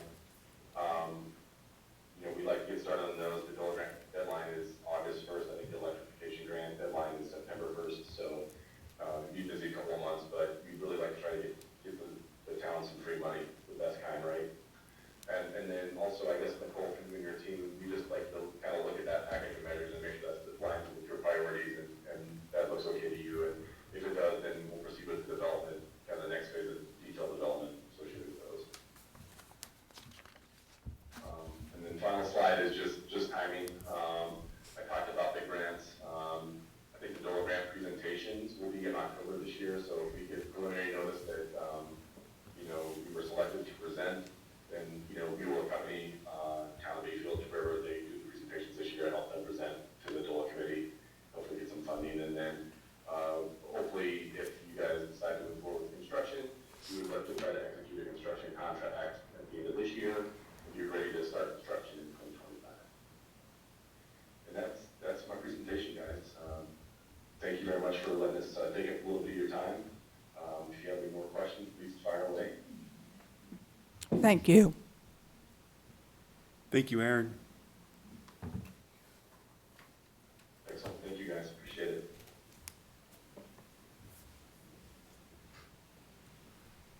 Nicole, we'll go ahead and drop it. If you need anything else, please feel free to reach out. Because otherwise, you guys have a great and safe 4th of July holiday. Thank you. Thank you. Great. Thanks, guys.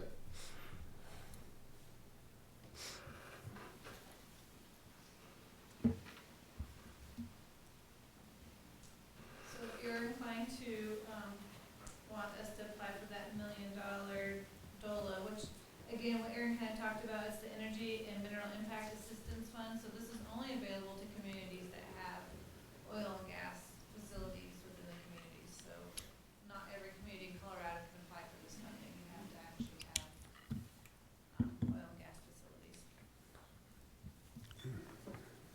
Well, I'm impressed by the presentation. I know for a fact that the kind of money that's available out there now for municipalities to build in infrastructure is kind of a one-time event right now. So I think we should get it while it's hot, so to speak. And I'm impressed by the numbers, the potential numbers of savings. I think that that's very beneficial. And I was looking at the age of our buildings and the fact that there's been so many improvements in energy savings implementations that you can utilize, that I'd like to see the town get on board with those. Does anyone else have any comments?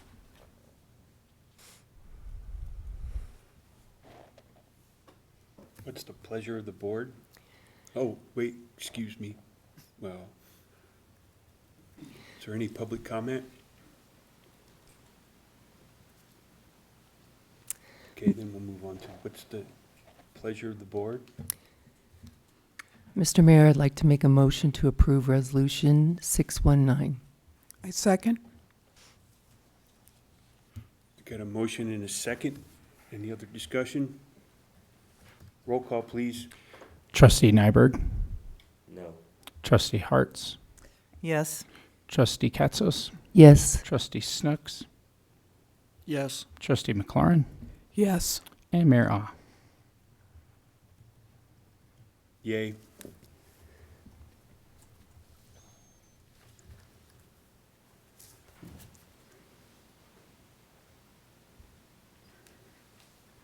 Moving on to action agenda item 3B, ordinance 501. Yeah, so the ordinance that's actually in the packet was the one that I sent to Town Attorney Goldman. The one that's in paper that is attached to my notes is actually the updated one done by Attorney Goldman. And what was kind of interesting is I remember when the new board was coming on, I was looking for the compensation portion in the municipal code, and it wasn't there. Well, I had an intern basically updating our code books. We have, the good old paper books. I just thought, well, maybe it got missed. And then I started looking, and there were other things that were missing that seemed to have gotten just codified out from way back in the 80s and 90s. So anyway, this was just kind of taking all of those past ordinances and with some updates to it and creating an ordinance for your consideration. Any questions from the board? I would just say that when I was elected, I went to our code and went looking for guidance for trustees, what code was available there. And it seemed like it was missing some really important direction. And I know for me, attendance was a big deal. What is our attendance requirement? And if we don't attend meetings, what does that mean? So I appreciate this. I feel like it tightens up the expectation and the commitment, and I like the ordinance.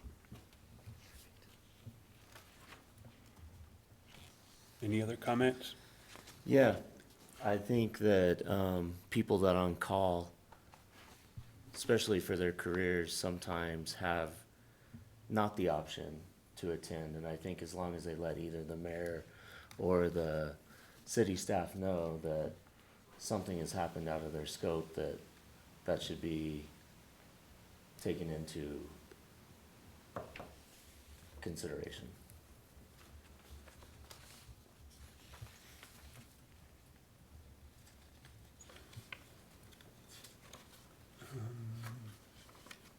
I think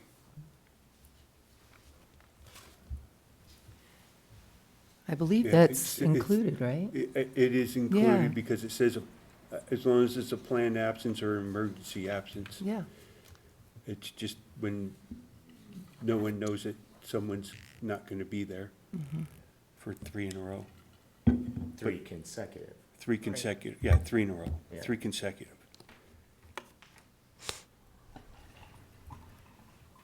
Any other comments? Is there any public input? Seeing none, I'm looking for a Motion? Mr. Mayor, I make a motion to approve ordinance 501. I'll second that. Got a motion and a second. Roll call, please. Trustee Nyberg, Yes. Trustee Hartz, Yes. Trustee Katzos, Yes. Trustee Snooks, Yes. Trustee McLaurin, Yes. and Mayor Ah. Yes. Action agenda item 3C, Acme Discount Fireworks. So I have not sent this document to Town Attorney Goldman for his review. There's probably got to be something in here about appropriations on a longer term contract. But I think that what they're looking for is some commitment from the town of Bayfield to make sure that they're ready for 4th of July so they don't get wooed away from some other organization to do 4th of July. Keep in mind that if we don't do the fireworks on the 4th of July, the money that has been budgeted basically goes to Heritage Days with your approval. And that has been approved for the last, except for, I don't remember 2020, but other than that, they've been moved to Heritage Days if they weren't used for 4th of July. So I really just kind of make sure that you are interested in this, and then I'll just send this on to, and it came in a PDF to me. I don't have a Word document, so I can ask them for that, a Word document, so that he can review it. But I want to make sure before we go through that process. Any questions from the board? I have two.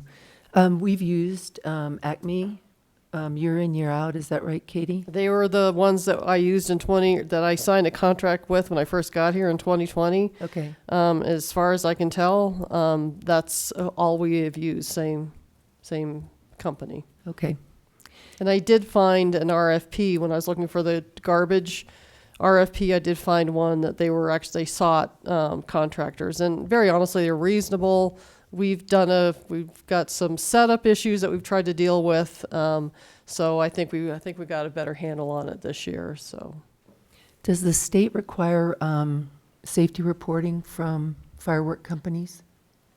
I'm not going to know that. Okay. I don't know. No. Okay. Okay. And then I can find out before you Okay. consider this. So. And then also cost increases. So if we sign a 3-year contract, does that lock us in for a cost every year? Well, I'm surprised that it's still $10,000. Yeah. It's Oh, been okay. that since 2020. Oh, so, wow, okay. It may go up, It's but been that'll certainly be I think it's reviewed. been at 10,000 for a long time. Yeah. Like back when I was on the board, the first, if I remember right, Yeah. it's been so long, but it was around that number.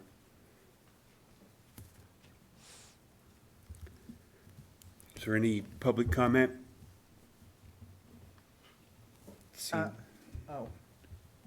Are we doing a motion for this? Well, that's next. If you'd like to I mean, make, I know if it you'd is. like to make one, feel free.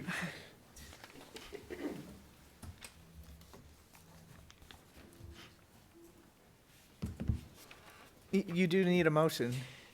You Or can you give me a just- thumbs up, and then Yeah. you can look at the contract when it's Right. been reviewed by the town attorney at a later Okay. time. I mean, I understand. We just don't want to have them Right. look at it and. Thumbs up. Thumbs Good. up. Thank you.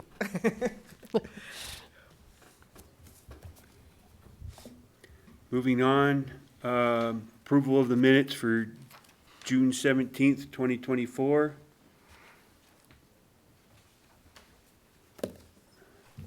Mr. Mayor, I make a motion to approve the June 17th regular meeting minutes presented by Town Clerk Dustin Hayden.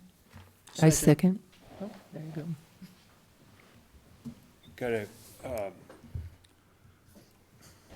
Got a second. I know, Oh. I just had a brain fart, sorry.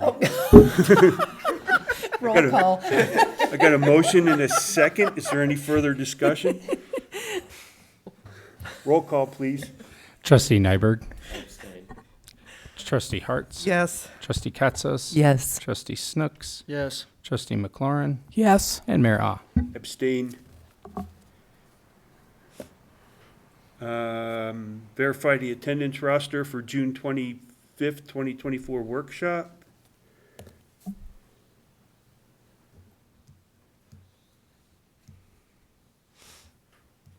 board have any questions?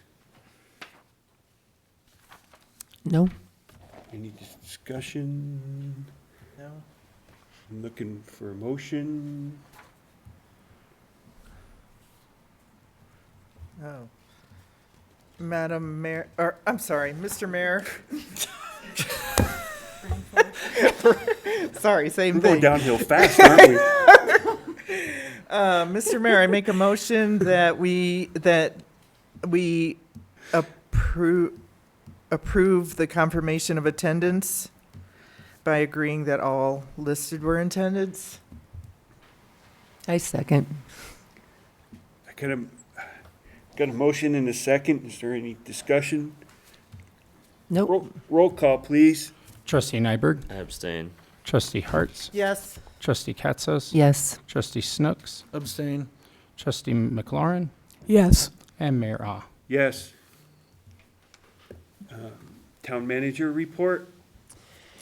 Yeah, so we interviewed a facility and grounds and HR director, and by gosh, I think we have a facilities and grounds person, and I think he's going to be really good, and an HR director. They've both one has signed a offer letter. The other one, we just have to modify some things based around a vacation, and that'll get done. But anyway, they both took a drug test. They're clear. And then we'll do the fingerprints and some background, and we'll get that done. But anyway, I think we've got really two very good candidates. So. Awesome. Katie, where do they live? One lives in Durango and one lives in Homestead Trails, right here. The public input recommendation, so Alamosa, they started having a tent at the farmer's market. The town does have a Town of Bayfield tent if you're ever interested in setting up on a Saturday, but keep in mind we don't manage that. It's up to the Bayfield Farmers Market organization if you're interested in setting up or reserving a booth or whatever. But anyway, just to make sure you're aware of that. And I went a couple times and it's just great. It's just great to just walk around and listen to the music. So, the newsletter, for July is basically the pamphlet that you handed out yesterday. June got really short between CML and all the things going on, so I did get a response from some of the fees that were listed in there in the pamphlet. And then the stormwater fees, I am drafting a resolution. The ordinance is actually in the packet regarding when you adopted a stormwater enterprise. The $10 fee I'm having a couple other organizations, engineer and everybody else take a look at this. If the $10 is basically just to get the HOAs and everybody to start thinking about that we're going to start charging for stormwater, and after the last couple weeks, it's probably about time that we think about that. When we're, with the ditch companies, we do have to get our water from basically using their ditches as retainage or detention or pond areas. So anyway, that'll be coming up, and there'll be a lot more details to that as well. I did give you a map of the chip and seal project. They're doing Hesperus, that area, and Mancus right now, and they'll be in Bayfield probably after the 4th of July or towards the end of July. So that's in there. And a lot of plans to get that SURSA handbook copied out, but I'm trying to get the garbage RFP done. So anyway, if you're still interested in that, I'll get you copies of that SURSA's document. But I did print the healing divisions of the government body. Can we all get along? I think that we're going to talk about a little bit about, is it going to be DOLA or consultant? But, really, feeling encouraged that maybe that's the direction you'd like to go. So with just determining how to work together. That's all I got, unless you have questions. Any questions from the board? Nope. No, I did have a comment about where we should go next time to try and find people is the winery. Set up a table, put some wine, put some cheese and crackers out. I bet we'd get some people. I mean, I have a comment too. I think we need to move the stormwater up higher on our list. It's not only messing with like people's livelihoods and everything, but when I drove through with all the rain the other day, every single one of our stormwater drains on the side of the road, all of them were completely clogged and backed up, and like South Street was a main issue. There was 8 inches or 9 inches of water because both those drains are plugged, and that all comes over the hill and down into and underneath my house. Yeah. And I mean, it's a big priority. We need to move it up on this list because it's been years and we got to figure it out. I agree. I think I agree too. Well, after the last, after that storm event we had and all the chaos that it caused, the whole time it was raining, I was thinking about that and what was going to happen and who we were going to have in here and what was the next issues. And I agree. Thank you. Me too. I kept going out to the door and out to the window and just like, okay, where's it coming? Mm-hmm. Yep. And we're not even officially in the monsoon season yet, are we? No, It's August. It's going to become more and harder as time goes by, I'm afraid. Town clerk? Good evening, Mayor, Board of Trustees. Just a brief hit on my notes here. 4th of July planning, pieces are starting to fall into place. I wrote this about a week ago, so there is a little more information to give that's on there. We have 33 vendors mapped out for the park. The mapping is already done. We also have 43 parade entries. That mapping's already done, and I'll be painting the street with chalk tomorrow to show everybody where to go and guesstimating the best I can on the sizes of their floats. So I'm going to use some wicked math algorithms and get that figured out and try not to jam up South Street if I can help it.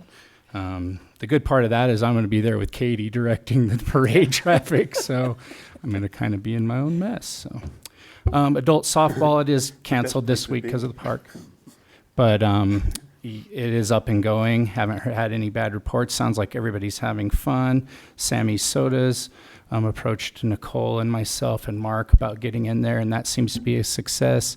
He did affect my concession stand sales, but only by about $20. So people are still going there to get the gum and the suckers and the chips and things like that. So the first round of groceries we did buy, that's all bought and paid for. So we're all in the profit on that, and we tried some new items, and they're doing well. First block party was in the books. I was very pleased with the assigning of spaces. The first couple I participated in last year was kind of a free-for-all. And in some ways that was good, but in some ways that was bad. So I did like mixing the groups up. We paid real close attention to not just group food with food, nonprofits with nonprofits. We tried to stretch it out. And the reason we kind of did that was to make everybody visit the other booths. I think a lot of people see the nonprofits and they're like, oh, we don't want to talk. We want to go get food or we want to go play paintball or whatever. But I did like that. I did like assigning them. I think it helps with setup and the chaos that we control right at the beginning. Just learning quite a bit in the clerk role. Finished off finally the CIRSA renewals for workman's comp and property. Learned a lot about that, a lot about insurance I didn't realize until I jumped in and started doing email chains with CIRSA. So, working on the finishing touches of the Taco Boy ownership change, liquor license, and you guys will be seeing a public hearing for that coming soon. We're on the last step. Any questions for me? Continue the great work. 4th of July it is, but it's fun, and it's fun to see it happen, especially at the block parties. So those have always been my favorite Bayfield events, even before I was a town employee. Mm-hmm. I came to the block parties, and yeah, it's fun to see it all come together and people having fun. If there's no other questions, move on to Parks and Trails.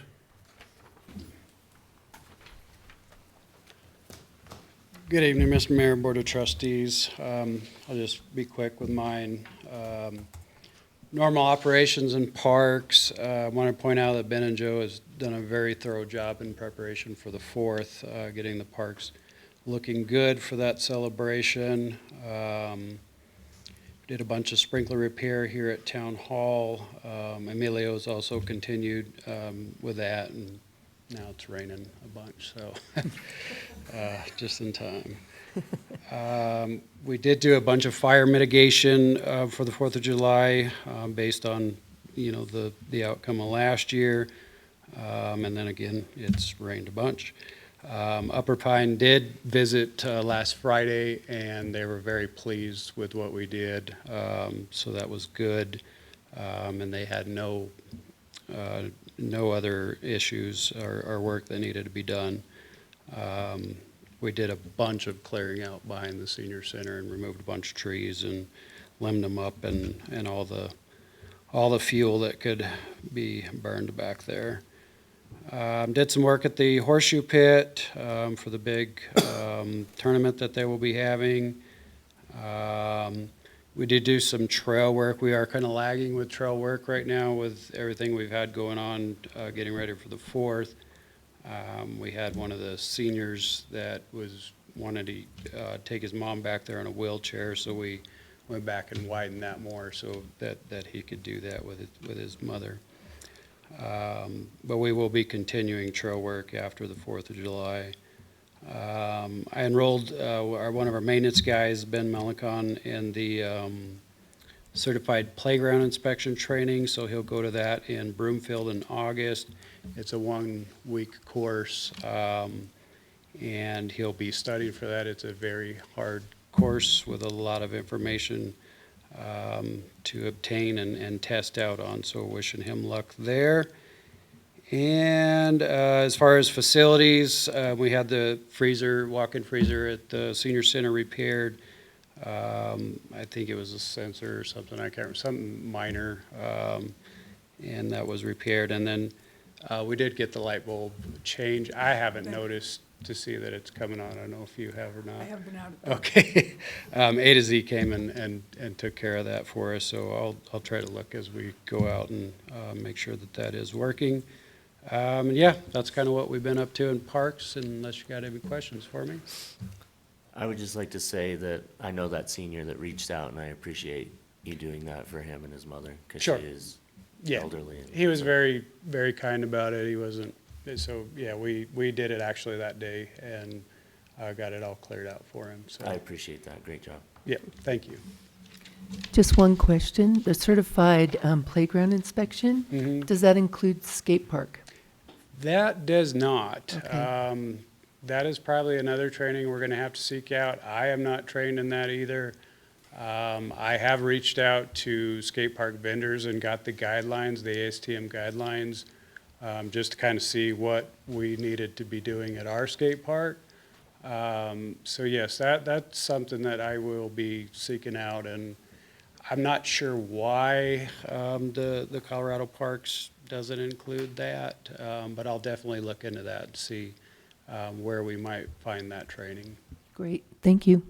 I have a question about the sprinkler repair. So we have to take out all unusable turf? I heard that at some meeting. I don't know if it was a tree meeting or in here, but there was something mentioned about we have to remove, like, That's for new construction. oh, new construction only. We're grandfathered in. Okay, so our grass is staying. I think we still would Our like lawn. to set an example of. Right, but we don't have a, It's not required. But all Perfect. new, non-residential construction starting in 2026 cannot have, unusable turf. that's what it is. Okay, thank you. So that, just to clarify, that's private business as well? Yeah, if it's non-residential, so public buildings. Oh, I thought it was just public buildings. I commercial- misunderstood. No, it's commercial too. So they can't have non-usable turf. So I've already told, like Tractor Supply was in review, O'Reilly Auto Parts in review, and I've told them, don't plan on putting in turf. Because the state doesn't want to see that, and we might as well just start now. Don't understand how they can do Okay, that. and but- just one more thing about the park Sure. path, because I was just talking about how thick those, Yeah. those willows were getting. And the comment was made about an endangered bird. Do you check those things when you go in and cut stuff? I mean, we meet with SME Environmental. We have, those, I've honestly never even seen the bird. I can't remember what it's called. Well, it might be yeah. because you're cutting down all the Right. willows. On the trail system, we're limited to keeping the trail clear, removing any deadfall trees, Right. debris off of the trail. But as far as out into the nature, we don't touch that. I thought that was the case. We have looked into fire mitigation with Upper Pine, but we would still need to check and see, what regulations are for that bird.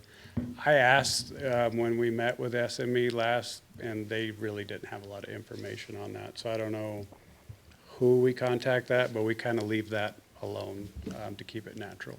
Okay, thank you. Yeah. I don't even know what the bird looks like, but I've never seen one, so. You just didn't know you didn't see one. Right. He didn't, because I didn't. They catch no flies, I can tell you that. The senior center coordinator report is in your packet. Unless if Katie has something to add. I don't have anything to add. There's a How to Be Happy.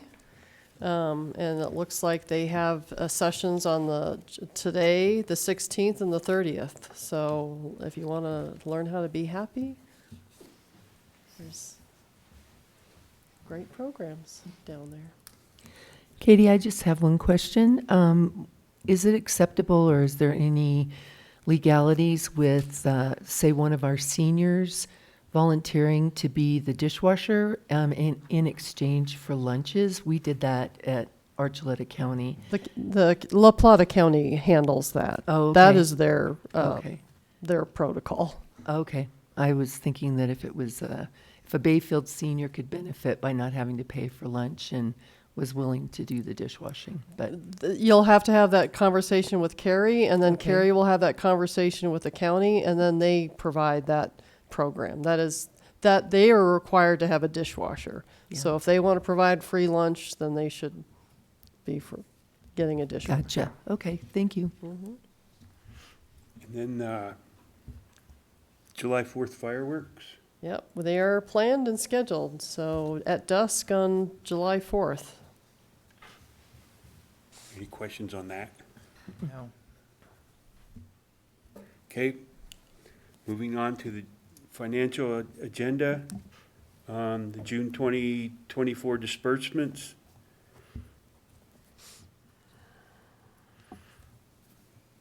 I did have a question regarding line item 23825, the Lewis Merck supplies. Is it a benefit to identify which department's spending that money? Is there a benefit to that? That's how they're coded. They are It coded just- to each department. It was, because it just said, on that line, it just said Lewis Merck supplies, so I wasn't sure. And I may have missed that piece. Well, so- they're all coded. That's every single invoice comes to me, and the department director codes them first, and then I just check for certain things, and so they're all coded for a department. Okay, great. Any other questions? One more. Wellness reimbursements, what qualifies? I'll have to send you the list. It's Okay. about a page long of items that are Okay. allowed under the wellness. Great, that'd be super.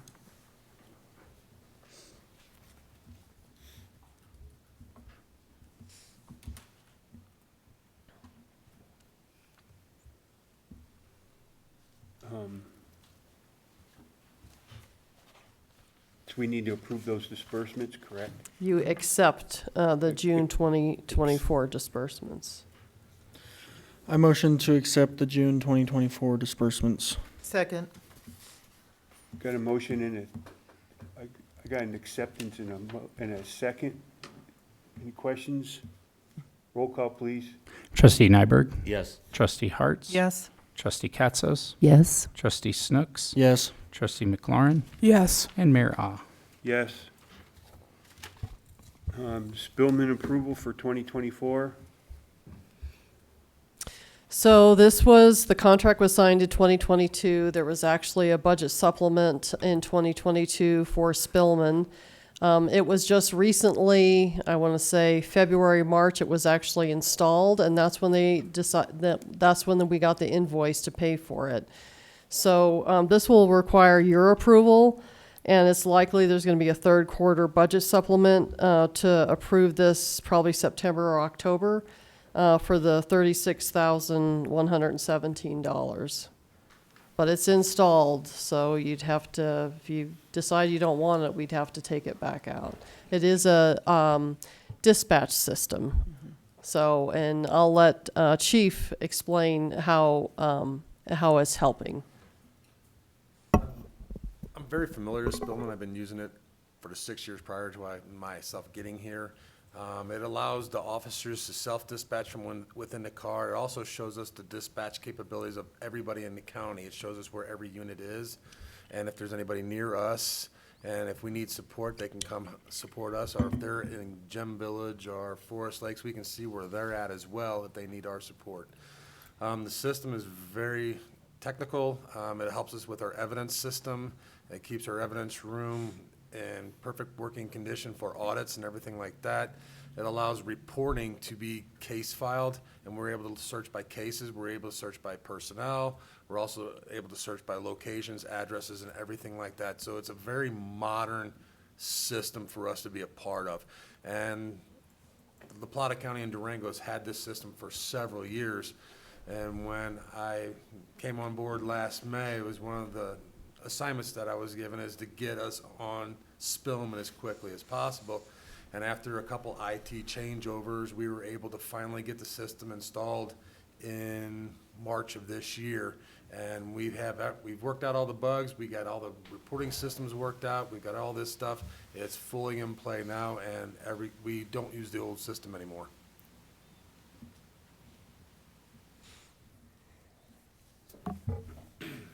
Is there any questions from the board? Mr. Mayor, I make a motion to approve the payment of $36,117 for Spillman and schedule a third quarter budget supplemental September or October of 2024. Second. I got a motion and a second. Is there any public input? Any other discussion by the board? Roll call, please. Trustee Nyberg. Yes. Trustee Harts. Yes. Trustee Katzos. Yes. Trustee Snooks. Yes. Trustee McLaurin. Yes. And Mayor Ah. Yes.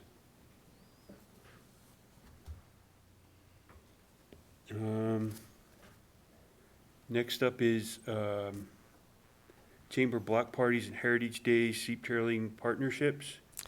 Yeah, so I know that we've had a long meeting to this point, and I think that in reading the March 2015 community assessment, there are a lot of references to having celebrations downtown. Also, our heritage, in fact, that's identified in the comp plan, mission, vision, and values, and those goals as well. In addition to looking at agricultural zoning. In our zoning code. And so, I'm kind of to a point where, and looking at what it costs for block parties is about, I actually have those invoices that were provided. To Heritage Days is about $1,100. And then this recent block party is almost $1,400. And most of that's just for restrooms. And looking and reading through that community assessment, it just seems like most of these were the goals of the town, of goals of the assessment as they were putting that together. Now, Downtown Colorado Incorporated would like to update that assessment. I said, well, it looks like there's still a couple things that we just haven't done And so maybe, looking at some of those items that we still could be, to work on. So anyway, I kind of wanted a little discussion about that, or what your feelings are about that. There's no resolution for you to determine tonight, but it would come back to you as a resolution to be a partner in those. Now, the biggest issue is safety. So, years ago when we had parades and fireworks and all of these events, you didn't think about, the risks to the public. And today the risk to the public is much greater than it ever was before. And, the lawsuits that come with risk that we not paying attention to are becoming astronomical. That's why we're going to see our police protection insurance be sky high this year. And CIRSA is not apologizing anymore. They know they have to raise these amounts. So a lot of this is actually looking at doing some training. It doesn't have to be every volunteer, but I think there's got to be a certain amount of volunteers that have training, a safety training, and it can be a video that we can provide them a link to at their house. They don't have to come to a meeting or do it at a public session. They can actually do it at their house. So that at least they understand kind of our point of view about events and safety. And so I kind of gave you a memo that kind of outlined what I'm thinking about. We cannot get involved in alcohol. The alcohol in any service has to be up to the nonprofit that's actually doing that. So that's not our issue at all, other than our town requirement to go through the event, special event license, and that's about it. So I just provided some, partnership and what that would look like, and why we would waiver fees, and maybe perhaps reasons we would not waiver fees. Well, I think tightening up the policy, just in review of that, I can identify where the gaps are, and it would probably secure better management of the events. So I think it's a wise decision to create a policy around this. Just for the insurance purposes alone. I mean, whoever thought a car would drive through a parade, and that's where we're at now in the world. Yeah, that is where we're at. Exactly. And that's insane, but that's the world we live in. But, yeah, I think we need to pursue that. So what I'll do. Yeah, I agree. Other comments? As far as the partnerships, so that was an invoice for one block party. That's correct. And it was included in the 2015 assessment. However, we're 10 years out from that, and I don't know if when you compare what we're paying for Bayfield Heritage to each block party, I'm not sure that the 3,000 people in this town there's a majority of them pro block party, just seeing the attendance. And then the cost of it is more than one Heritage Day. It's the porta potties. Right. That's the issue. And the Heritage Days, basically, they're using the restrooms that are open in the park because that's where their event ends up. Mm-hmm. So that's the issue. Okay. Yeah. If that's the issue, could we move the block parties down to where we have the public restrooms? That's and avoid the porta potty fee? I mean, so they could be in the park and because I understand it, but I also kind of disagree. I think there's a good majority of people in the town that talk about the block parties and try to get there every time that they're there. And yes. And I wouldn't want to see them go away. We may have issues there. The water supply that we have to those restrooms, when there's a lot of people using them, we have issues in the past. That's why for 4th of July we rent porta potties, because we just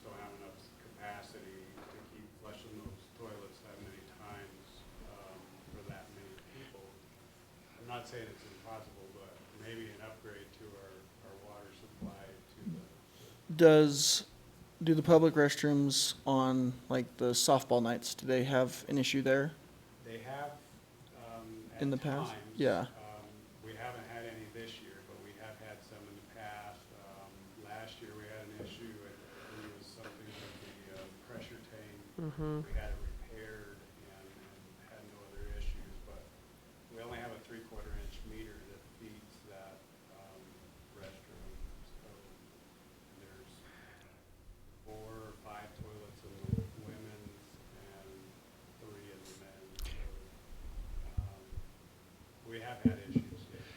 The chamber and I also talked to Bob's Johns, who supplies them, and we floated the idea of maybe putting it down to 2. Right now we do 3, 2 small ones and then 1 ADA accessible. And he was absolutely against it. He says, you will fill those things up with the amount of people you have at the block parties, and you guys will have overflowing at your block party. So we stayed with 3. That would not be fun. Definitely something we look forward to the future. I agree, it'd be simpler. Yeah, it sounds like it'd be better off down there by the bathrooms if we can get the water fixed. You need a larger water line and and a tap. My assumption is. Upsize the service. Yeah. But there's different solutions that you could probably use. There is a new irrigation service over there with potable water. I think that's an option that you look at. There's different ways to go about it, rather than just upsizing the service at the 134 level. I just wanted to clarify my comment. I don't No, want to. I I don't want to understood see you. them go away. I just, if we're going to put $5,000 into 3 block parties compared to $1,000 into the Heritage Festival, which brings people in, I'm just looking at the benefit to the town compared to the cost. I So- love the block parties. So we started having this conversation with Dustin, when you think about advertising something in the Durango Herald, just putting the election thing in was, what, $2,600? So $2,600 for 1 or 2, Did 3 3 advertisements just to get information out. And, I don't know how many times I heard people say, well, I didn't get my ballot in the mail. And I'm like, well, I don't know how much we could have gotten out there. So in some ways, the potties are expensive, but then we don't have to advertise what we're all doing. Nicole's been out there every block party since she started here. We get a lot of information. We have the park committee. We're going to have the mosquito lady that's going to be out there at the next block party. So some of that stuff is really getting the information out to the public that we're not hitting with a newsletter, social media, or the Durango Herald that's expensive. So the newsletter to print this last time, I think was, the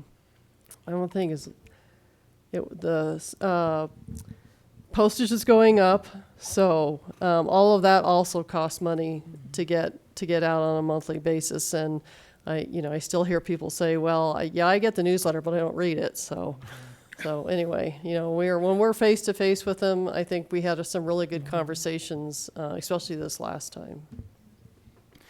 And the sales tax bump, I've talked to a lot of the business owners down there. I talked to Taco Boy a lot because I've been working a lot with them, and they love it. Every softball night, every block party, they love it. They love the business. They're getting the walk-ins and things of that nature.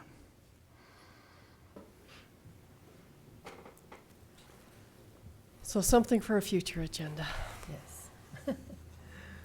Any other questions, comments?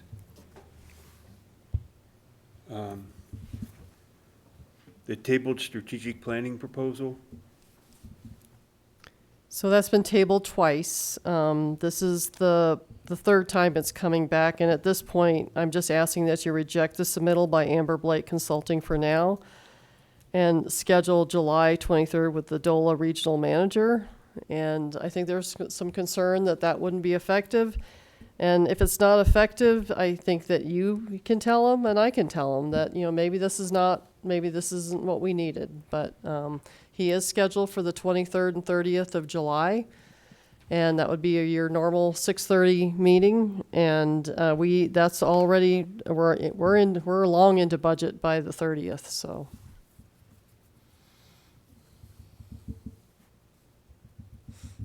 So you want to just cancel it until, Well, it's on your agenda, you've tabled it, so once you've tabled it, now you either have to reject it or approve it or table it again. what's the pleasure of the board? Mr. Mayor, I make a motion to reject the submittal by Amber Blake Consulting for now. Schedule July 23rd with DOLA Regional Manager Patrick Rondinelli to assist the Board of Trustees on steps to work together. Evaluate the effectiveness of the meeting prior to adjournment and invite Patrick back for July 30th or agree on an alternate action. I second it. Got a motion and a second. Any discussion?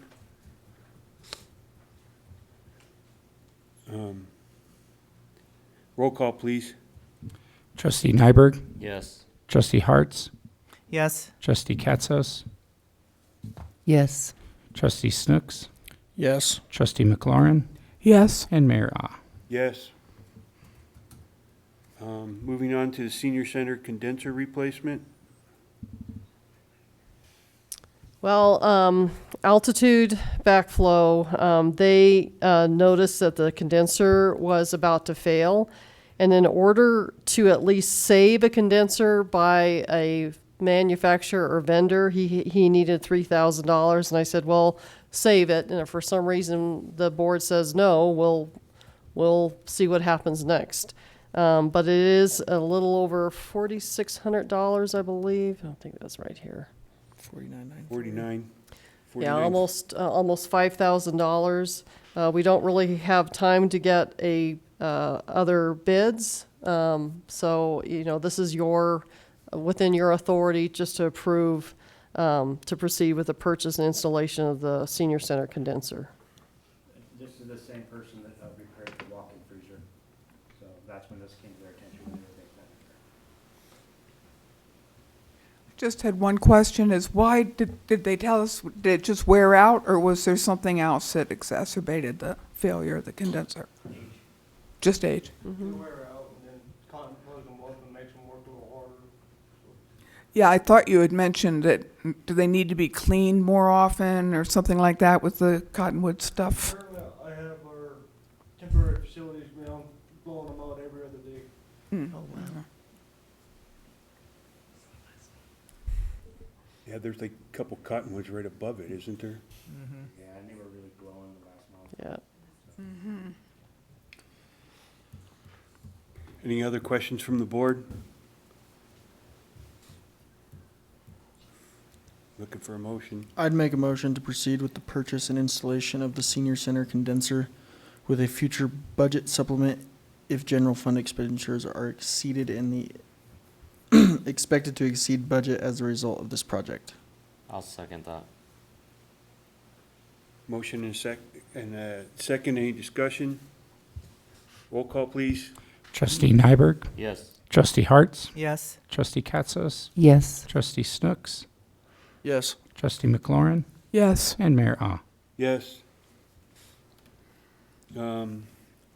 Trustee reports and requests for future agenda items. So we have an audit. Skip the audit thing. There's an F. No, that one's It's kind of sitting sitting over over there there too. on the, I My know, bad. on the Hiding agenda. over in the corner. Yeah, I missed it. 2023 audit.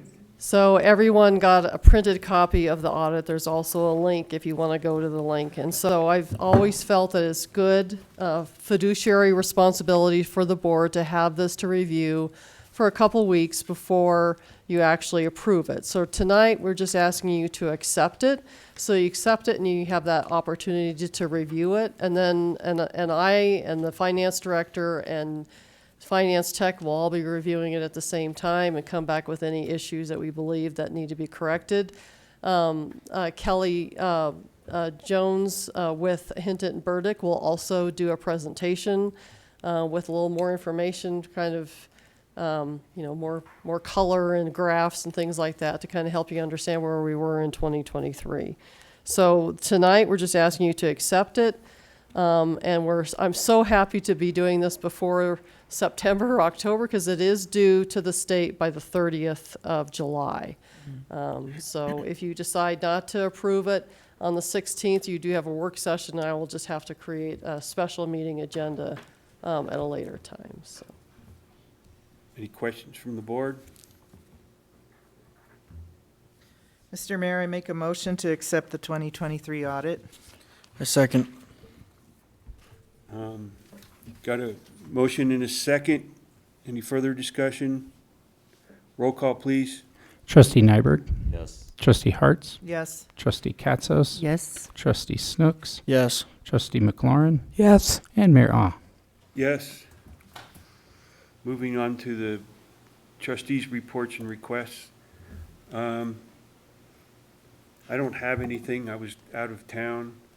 Other than, I do have a question about the silt fence on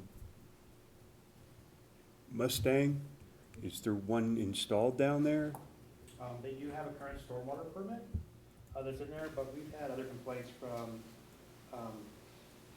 other residents, with potential runoff, and we've contacted the developer, they should be making those corrections. We've made them aware of that, so. You probably ought to hurry. That's what we've recommended. It's raining a lot. Yeah, and one of the neighbors to the west has a swimming pool for a backyard as well, too. So we did contact the developer and made them aware of this. They have the stormwater permit. The town doesn't necessarily manage that. It's managed by the state. Do we manage, say that, do we manage the permit? No, The it's state does? By the state. So I've asked them to provide me comments on where they're at with their silt fencing and their stormwater permit. But we also, I didn't know about Ricky's issue till the meeting tonight, but the one that came up earlier in Mason Meadows, they went out there this afternoon to look at the situation. Okay, so we're on it. Matt, well, again, I just found out about Ricky, so I texted him during the meeting to let him know there's another one we needed to address. Okay. Trustee Harts? The CML conference, a lot of us attended the same sessions. I did attend a budget session that was amazing. Lots of things to consider with our budget, but since it's such a late night, I'd like to collect the PowerPoint. I had challenges getting the PowerPoint, and I'd like to get the PowerPoint and maybe provide it and the notes that came with the session when we're starting budget working sessions. Also, there's an Alliance Board meeting tomorrow, so I'll be attending that. Trustee Katzos? Yep. I also attended the CML meeting or conference, and I will actually send over my notes. I've got a lot of detailed notes that I think are very valid and to be utilized for the town. You know, just off the top is preserving the heritage, getting funding, and getting applying for state historical fund and commercial historic tax credits. And their community care grants are pretty amazing. And Tiny Town Solutions is a great resource. 60% of Colorado towns are below 2,000 in population, and their shared experiences there. So they have a great resource for us. But I'll send it over so you can take a look at it. And the one thing about the CML conference was the theme was civility in public service, and there was some great information there, and I have a comment about that, but I'll put it in my notes. Trustee Lauren? Well, I was also very interested in the historical things and the agricultural heritage and money that's available for that, along with CAT. I think that was very much worth exploring. I also was very interested in involving the youth or young people in government. And I would like to explore some more options for that for our community. Trustee Nyberg?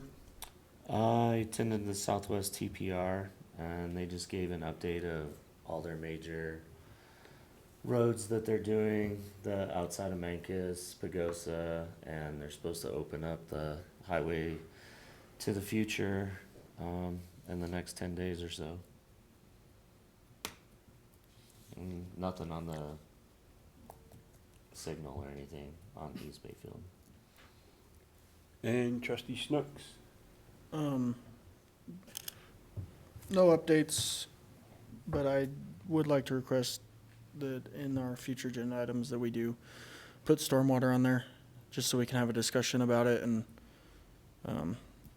maybe keep it on there until we make a plan. If it takes that many discussions, then we can just keep working with it, because it is a serious thing now. Not now, it's been a serious thing, but I agree with you. Yeah, it seems to be getting worse.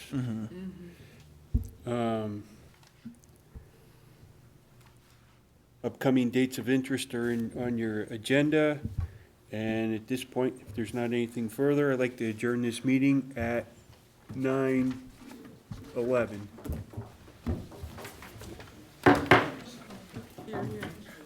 We shortened the agenda. I am too. I didn't eat dinner. Last Actually, agenda. this took so long. I don't think anybody was planning on that. I mean, that was an hour. Yeah, now the restaurants on you. Yeah, and it wasn't, I mean, it was them, nothing we could do. Exactly. Yeah, and that's No, fine, I mean, no, we tried after it. 9, so I'll have to go fix something for myself. Oh, no. Painless compared to the last. And a good Oh, yeah, chance to speak. absolutely, absolutely. Yeah, but I agree with you, it was like, not expected to take. Well, no, I like, Because there was that a got lot all, of people who wanted to I get know. considered. I mean, we got all done and we made our deal, whatever, and I looked up and Maybe you then I need like, one or I somebody looked else at needs the one. clock, whatever, I don't even know what time it was. And I'm looking down here and I'm like, holy crap, we're like 45 minutes